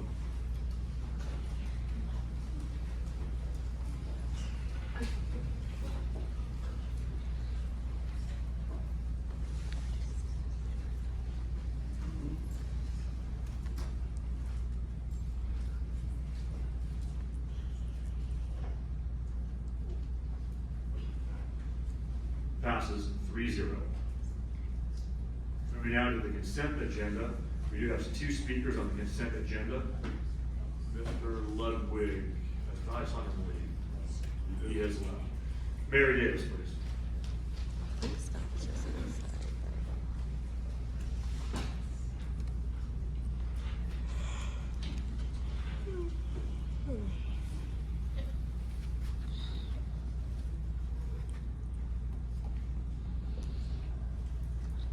Hi, Mary Davis. So I'm just concerned again about 10K, about the travel and the expenses as a district. I know you're putting a bond, or you're hoping to put a bond forth soon. What we are asking is for stewardship, good use of our money. I do believe in professional development, but I think it should be responsible and maybe limited, particularly for administrators. Have a limited, and those costs should also be itemized and fully disclosed to the public. I'm also asking for accountability on your travel, and by that I mean when they go to a conference, that you would provide a report back to the public on what was learned, what sessions, and who presented at those sessions. You asked us, you said that, or Mr. Miyashiro said that they didn't trust the teachers, if they didn't send them to the Get Your Teach On, but I feel that that loop must be closed. You must trust the parents to publicly disclose what sessions were attended, and is any of that curriculum coming back as backdoor curriculum to the district. And I guess that'll be it. Thank you so much. Thank you.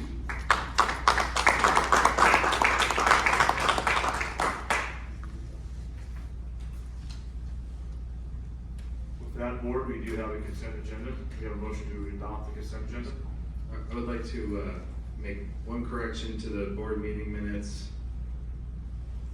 Whole N, which is the approve architectural and engineering services, and I think we were in agenda setting, we were confusing some letters and we put that there, but it's not a recurring project, it's for a installation of some bathrooms and some portables, so I think we ought to move that to action.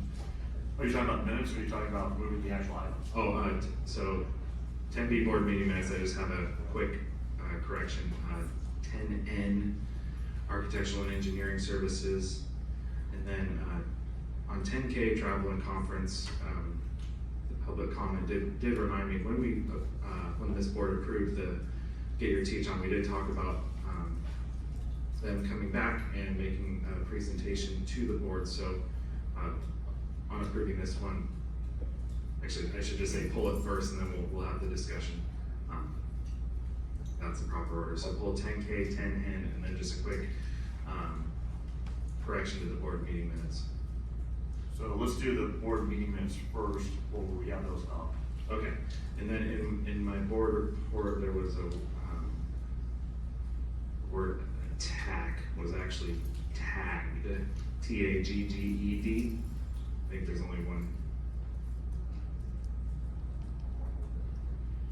Yeah. So it says get attacked, and it should say get tagged, T-A-G-G-E-D. And that's my only correction there. With that correction, we'll go with the minutes then. Okay, you said you wanted to pull 10K.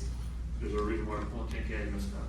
Yeah, so upon voting on this travel and conference and future travel and conference, can we have a planned upon return presentation, from one of the attendees with their public conference, basically just an after conference report.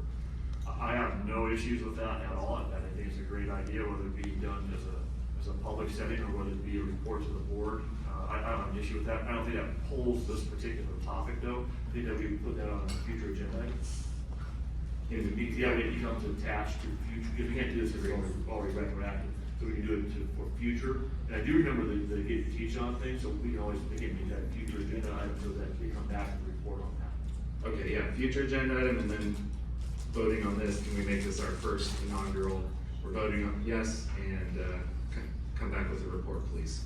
No, because we have to put the future agenda item, I would think, first to make it so that future travel and conferences have that attached to it. But at that same point, the agenda item itself, the future agenda item, we have in particular the Get Your Teach On, well, we can ask for that to be an agenda item because we did have that discussion. So it's the future agenda item, we can't have a sub A or sub A and sub B part. But for this one, as far as this issue, the question becomes is if we adopt it, look at the dates.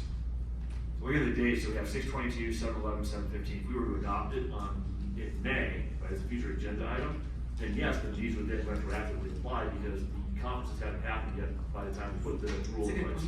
Okay, makes sense? Makes sense? All right. So And I do want to just say, I believe there was a report, I believe, didn't you do a report for CVAA? CVAA, I don't remember. I thought somebody did a report. I think they came back and just came and made, on their own and made voluntary Oh, comments. okay, for some reason I remember hearing a report in this meeting, so. And I there think were that's staff good. who gave reports on prior years when we were voting. But it's not the most recent one. Great. But they did come back and they pulled the comment card. Wasn't that how they did? Okay, cool.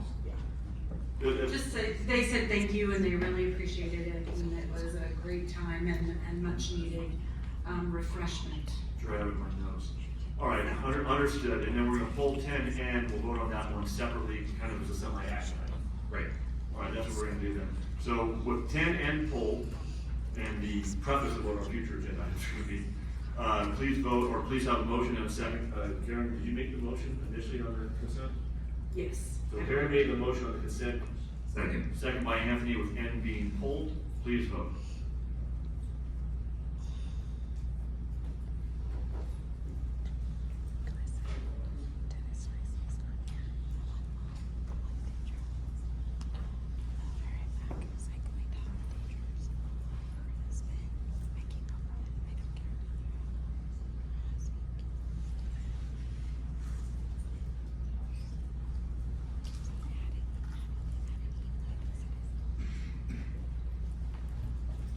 Consent passes 3-0. We'll now take a look, however, at 10N specifically. It's recommended that the governing board approve architectural and engineering services by renowned Clark Architects for additional classroom and restroom facilities at listed schools and authorize staff to execute necessary documents. Do we have a motion? Motion. Motion. Second. Motion and second. Karen and Anthony, please vote. Oh, the discussion real quick on that one. Go for it. Question for probably Scott Bucksbaum. I noticed that we often have renowned Clark, hopefully I'm saying that right, as our architectural services. The architectural services are for 3 portable classrooms and 1 new modular restroom building. So 4 prefab buildings. I realize there's probably some underground for electrical or upgrading electrical. The amount, $133,290 for that, just struck me as kind of high, and I wonder, do we put this out for competitive bid? Because it just, the total project cost versus the engineering costs, it just seemed high to me. Maybe that's just the way it is in government, but. Well, the project cost on this will probably be over $1 million between the building and the actual, there's a bid on here, I believe tonight to approve all the modular buildings. Yep. $800,000 I believe.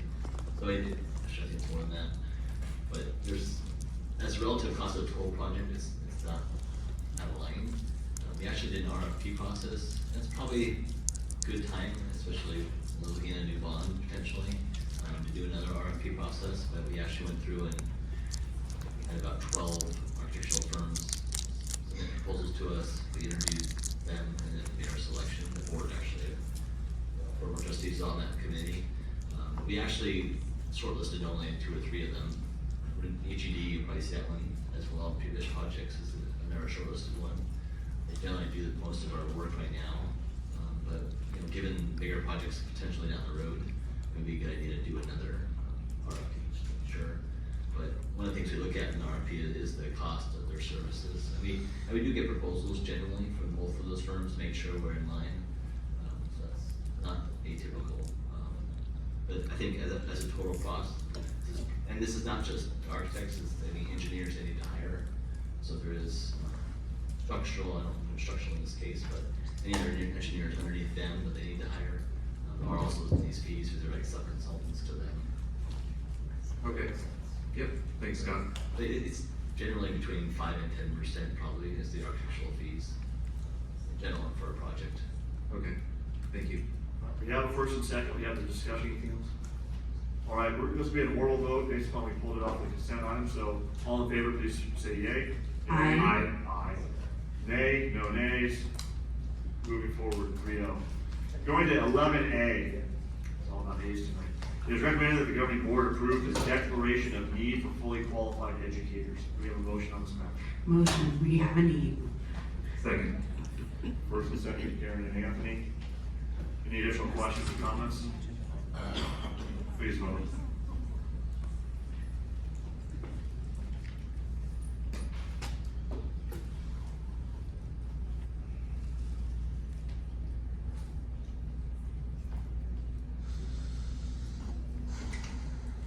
Passes 3-0. Moving to 11B.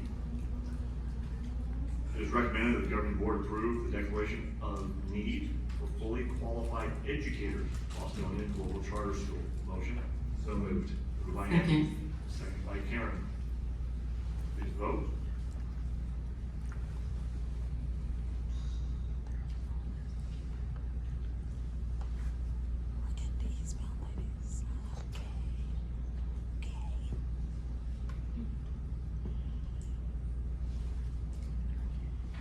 That matter passes 3-0. Moving now to C. It's recommended that the governing board ratify the award of bid number 1634 to SJ Electric as the lowest responsive bidder, authorize necessary change orders, and accept the project upon completion. This is about fire alarm replacements, also in the Global, Crest, Fort Elementary, and Greenfield. Do we have a motion? Motion. Motion by Karen, is there a second? Second. Second by Anthony. Any additional questions or discussion? Hearing none, please vote.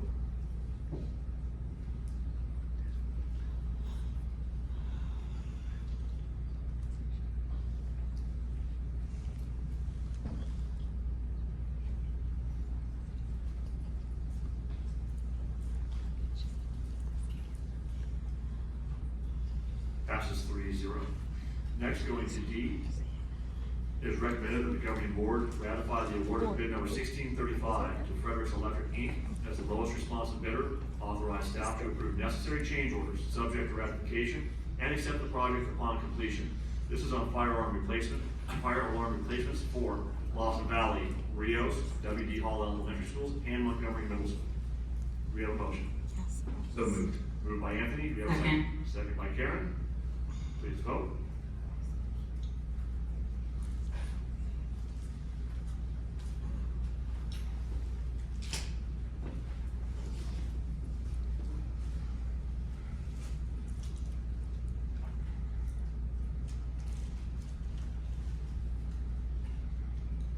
Passes 3-0. Moving to E. It's recommended that the governing board award bid number 1639, multi-purpose room upgrade remodel, Hillsdale Middle School, to Able Heating and Air Conditioning as the lowest responsive bidder, and authorize necessary change orders subject to ratification, and accept the project upon completion. I will move this myself. I have 4 kids go through Hillsdale. It needs the upgrade. Second. Second by Karen. Any other questions or discussion? Please vote.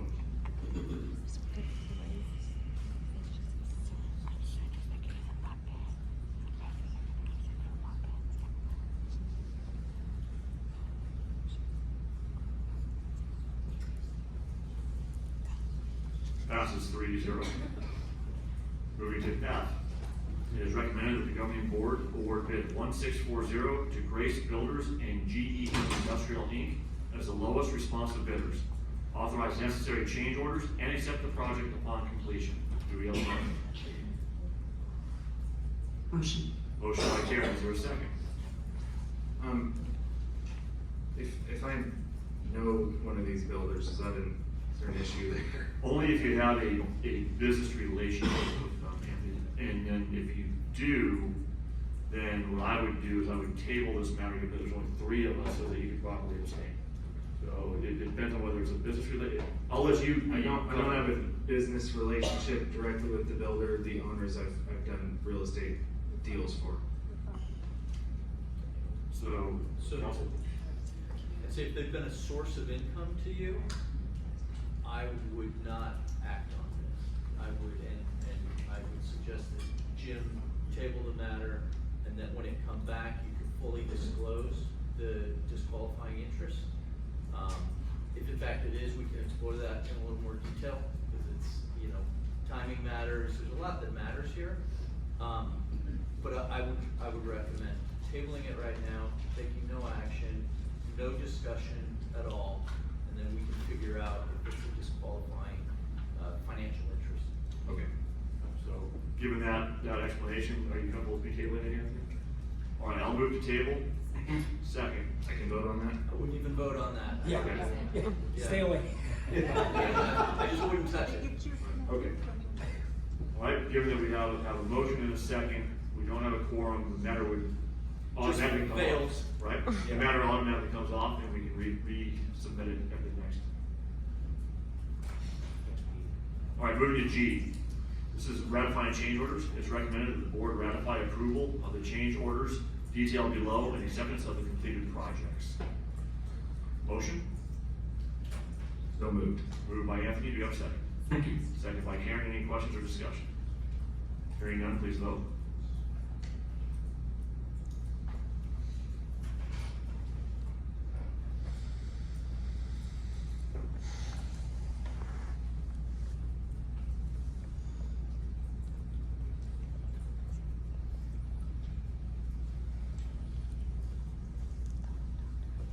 Passes 3-0. Moving now to H. It's recommended that the governing board approve expenditure changes to each site's single plan for student achievement for the 23-24 school year. We have a motion on this. Motion. Motion by Karen, second. I would move to table this. In the wrong order, let me know. I will second, and then we can open the discussion. Go ahead, Anthony. Okay, so the single plan for student achievement, very focused on world of work. It's focused at one school site. One of the goals is, recruit 5 more kids to the TEDx Kids Club. Both of those are laudable goals. I think the district would knock it out of the park. But looking back at our first board bylaw for the governing board to keep the district focused on student academic achievement for all students. I think this is the plan for student achievement is an important mechanism for that, and the focus seems to be not as much on student academic achievement as it should be, in my opinion. That's why I moved to table it. Erin, mention. Yeah, I understand your point. The goals match the LCAP goals, and so the first one, I think we discussed that the LCAP was grounded in the vision and capturing each part of the district's vision. We do have an upcoming LCAP meeting where we're going to talk about the goals. So whatever's in the LCAP, we mirror in the site goals. So it's there because of goal number 1. Yes, they're called the plan for student achievement, but it should capture everything in a district. So if there is discussion, it's already an agenda item to discuss goals, clarity, order, those kinds of things. That's in the upcoming LCAP. This is a template that schools have to fill out. The sites don't get a choice in changing goal to goal to goal. It mirrors the LCAP for continuity. Does that make sense? Is it required to mirror the LCAP? I would have to absolutely check, but we try to follow all of our overarching goals so they're the same and they reflect the district. Council add in on the that versus LCAP and how the setbacks would go. I haven't looked at that. Right. Yeah, so, sorry. No, understood. And Anthony, if you feel that you want to still table this for additional discussion, I have no problem doing that. Okay, yeah, let's do that, and then Juliana will be back, and maybe we'll have another board member seated by the time we talk about this, so. Correct. And maybe do a little more of a presentation. Maybe Bethany can come. All right, so with Anthony's motion to table, I will second. There will be an audible vote.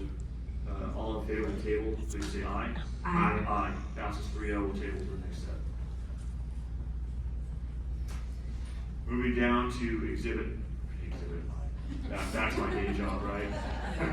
Item I, we do have a public speaker, Mr. Burton.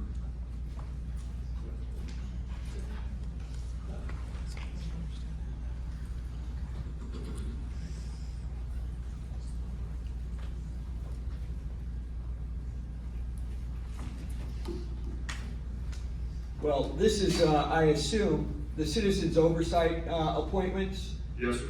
Well, I don't know anything about your appointments, so it's hard to speak on it, but I'm gonna ask right now that you put on the agenda the very next meeting that you establish a citizens advisory committee. There has not been one. You've been the board president for 1 year and 4 months now, and there's still no citizens advisory committee to participate in the decisions of this district. Failure to do so is not going to be, look good for the citizens of this, district. It's a failure of your leadership not to establish that. The citizens have a right to, be involved in all the decisions. When you leave the citizens out, you leave the owners of this district out. So I expect that you put that, that on the agenda for next meeting.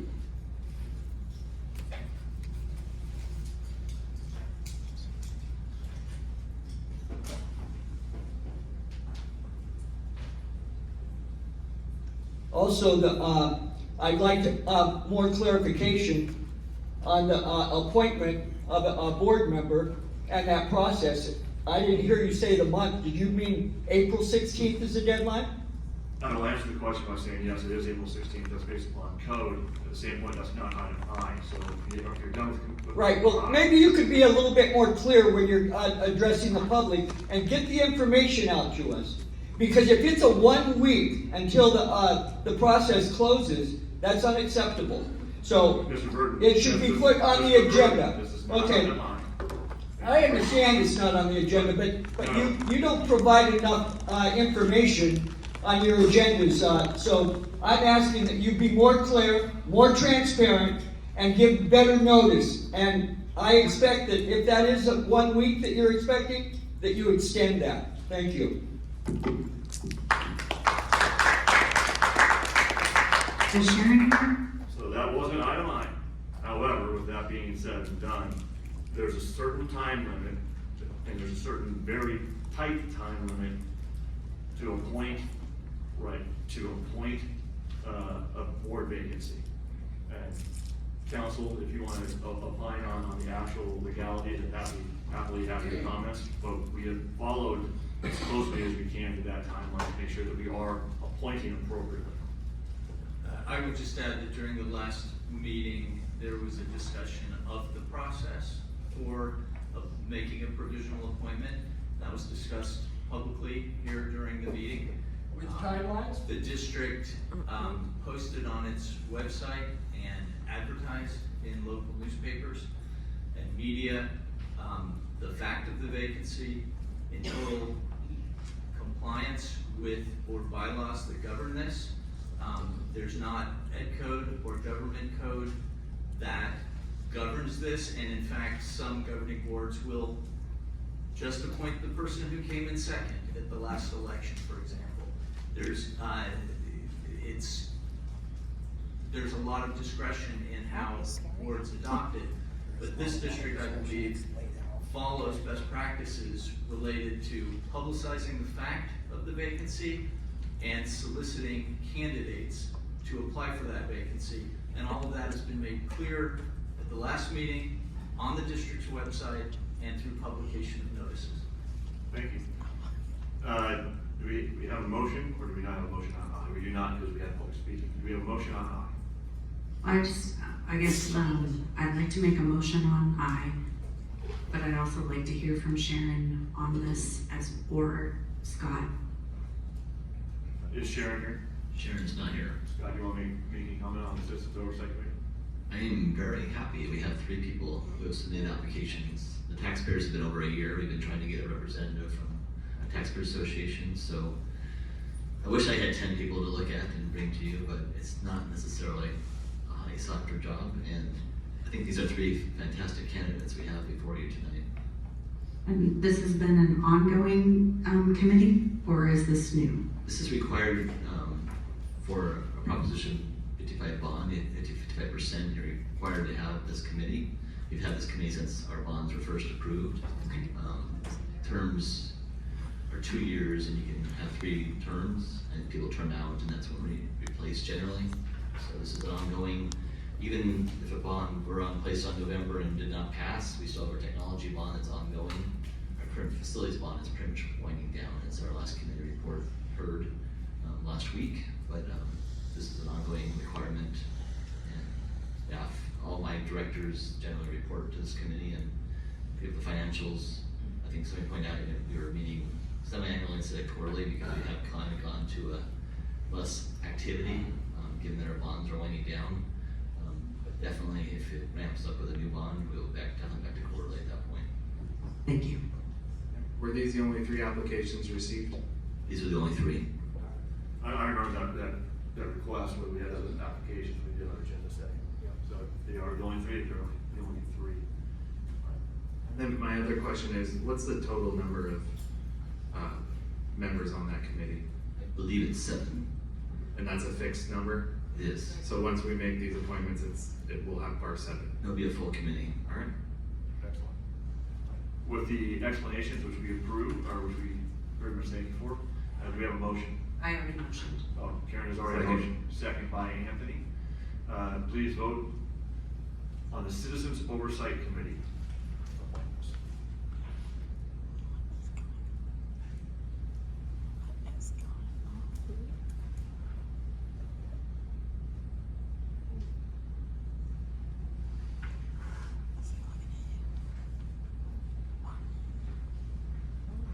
Passes 3-0, moving to J.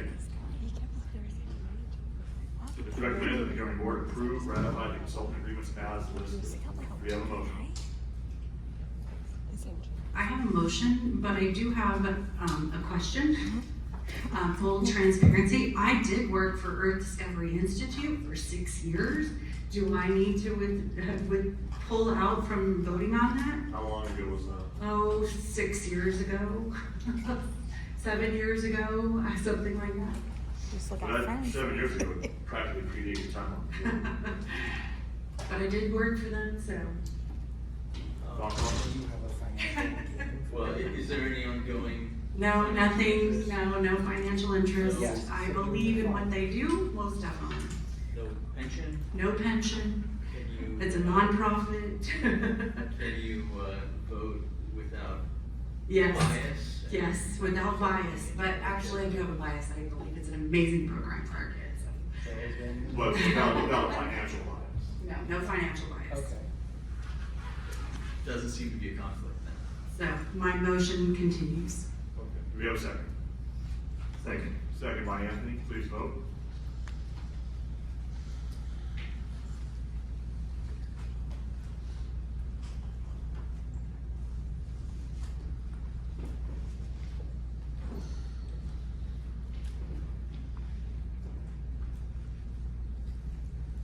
Matter passes 3-0. Moving down to 12A, which is future agenda items. We already discussed at least kind of 1A and 1B associated with having reports coming back from conferences. Do we have any other future agenda items? Hearing none, we'll move to 13A, which are board reports. Anthony, if you'd like to start. All right. I will second what Karen said earlier about the the school presentations at the beginning. That's something I think is great.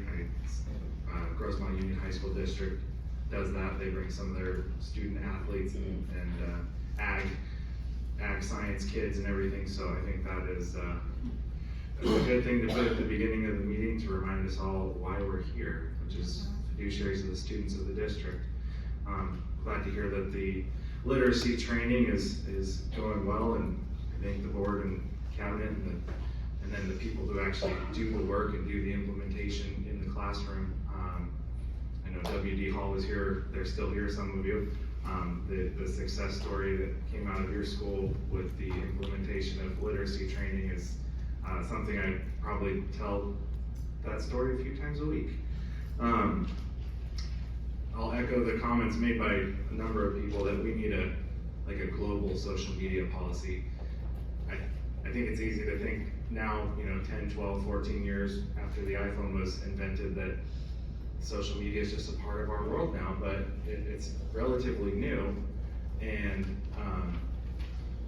students, adults alike, could use some guidance, I think, in the form of board policy. I know we do have some that maybe we could build off of, that would be helpful. So I will echo what a lot of the folks here said. And then just some facility stuff that's in the works, but I bring it to the board's attention because we're relying on other government agencies and things move at the speed of government. And I'm gonna vocalize it so that we're I'm actually reminded, at least, to follow up with the agencies involved, but a community member brought up a concern on the hill above Rancho San Diego Elementary, and you can actually see this when you go on Google Earth. There's an encampment up there on this hill, and it's only about a 4-acre hill, so the proximity to the playgrounds on campus is very close, yet you can't really, Rancho San Diego Elementary. So you can zoom in on Google Earth and see on Google Earth the tent encampment there. It's probably not too visible from standing down at the bottom of the hill looking up. The main trailhead to the top of this hill appears to be on our campus, and I've already talked with John, the superintendent. We're working on that, at least on our part, but the hill itself is actually owned by the Homeowners Association. There's a neighborhood on the other side of the hill, they own it. I talked with them, they don't want people going up there, they don't even want people hiking up there.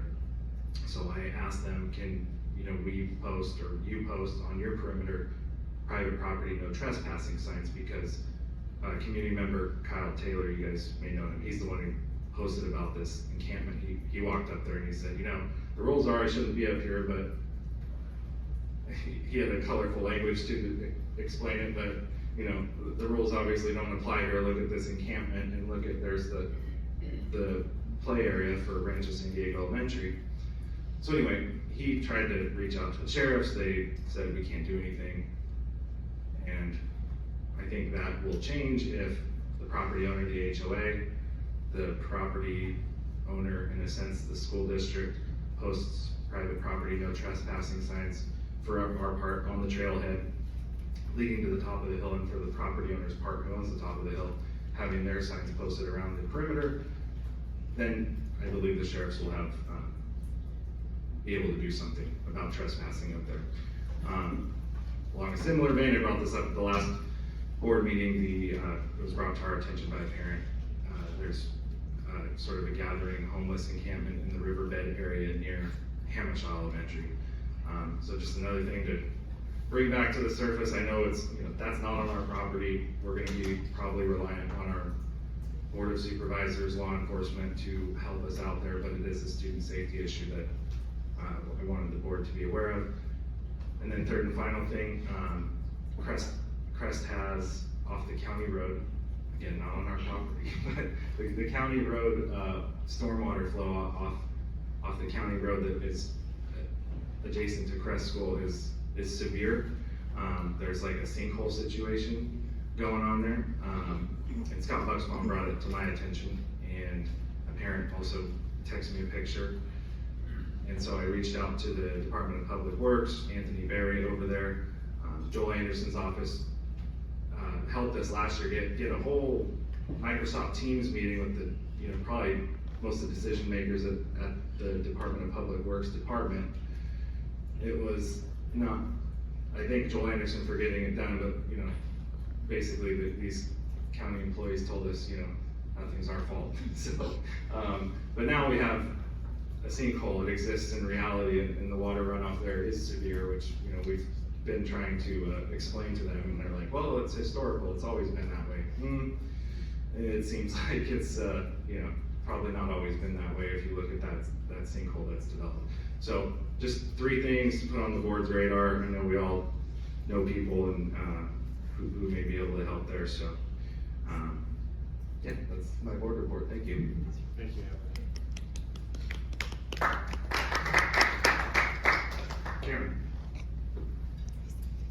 I just want to say thank you to all the reports made today, all the speaker cards. We do take everything into consideration, even though we can't respond. And so it's not just silence. I just have to say that it is, we do take it in and we do make our decisions based on what we are given.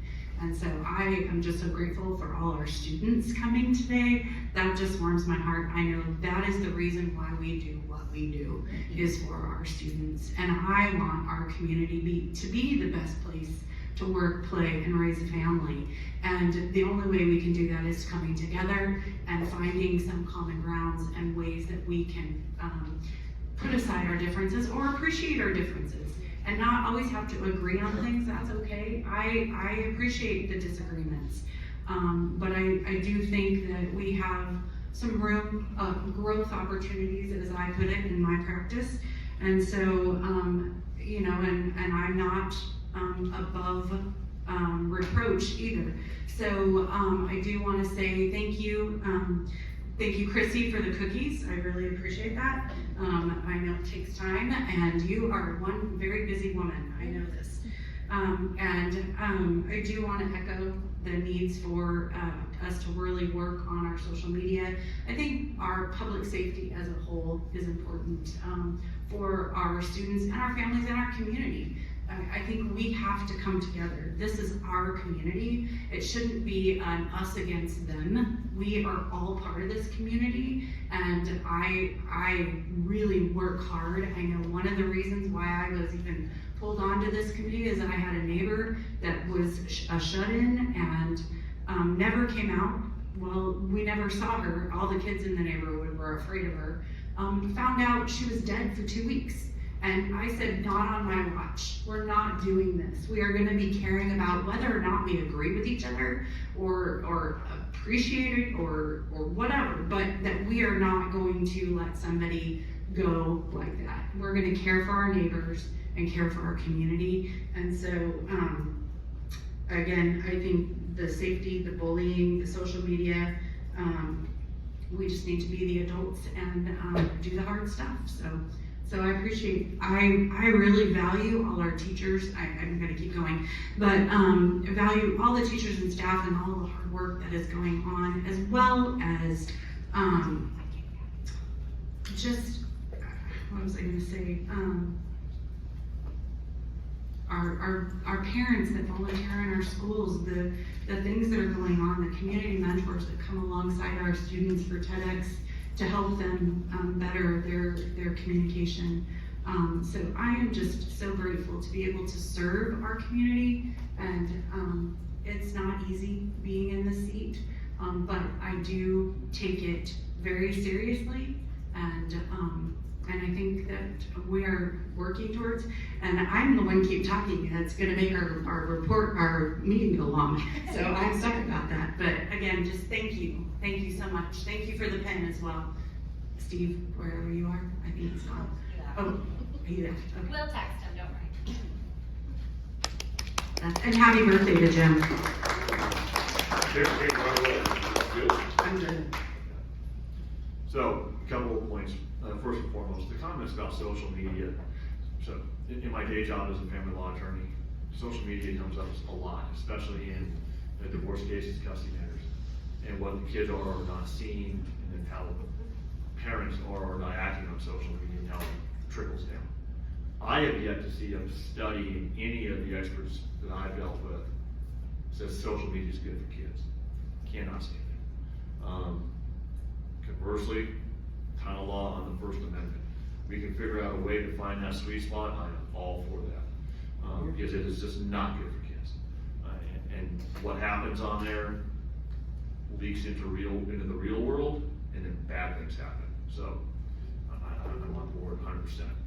With regard to a board report, I was invited by Jordan Marks, our county assessor recorder, who was working with the Israeli consulate to watch unedited film of the Hamas attacks on Israel on October 6th.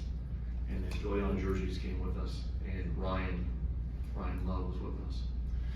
Where this dovetails into how it affects school boards and districts is the safety security issues. Watching that video, which I cannot possibly orally represent, nor do you want to hear what I saw, against an unarmed populace by a handful, because it really wasn't that many invaders who were dead bent on doing what they did, just has to strengthen our position as a school district, and I think as any school district, to keep our kids safe is one of the absolute priorities to what we do. And I really want to thank Ryan for coming. We were able to get him to last minute add to a completely full room. There was not an empty seat in that room. So thank you, Ryan, for making that. Very important for our services. I really want to thank Juliana for coming, because trust me that she did not like what she had to see, and I thank her for getting through as far as she was able to get through it. So with regard to the district generally, for those of you that don't know, Juliana and David are at a conference at the present time. That's why they are unavailable this evening. I've already spoken to Scott. He is foregoing his pinch hitting superintendent. Are you sure, Scott? I can leave it on there, right there for you. This is your chance to shine, buddy. All right. With regard to comments associated about council, absolutely. First and foremost, a lot of the contracts should already be available. It's important, I think, that we've been able to get through issues that otherwise we can't get through. Anthony had asked about parliamentarian. We don't really have a parliamentarian, whether that defaults to me as I'm not the expert on those types of issues. So having counsel here who's learned about those topics, I think, has helped us in the last couple of meetings. I do want to thank us for getting out of it. Ran through a number of things. The presentations were outstanding, and the comments were very appreciated. So thank you. With that, we will adjourn the meeting this evening. That is 8:03.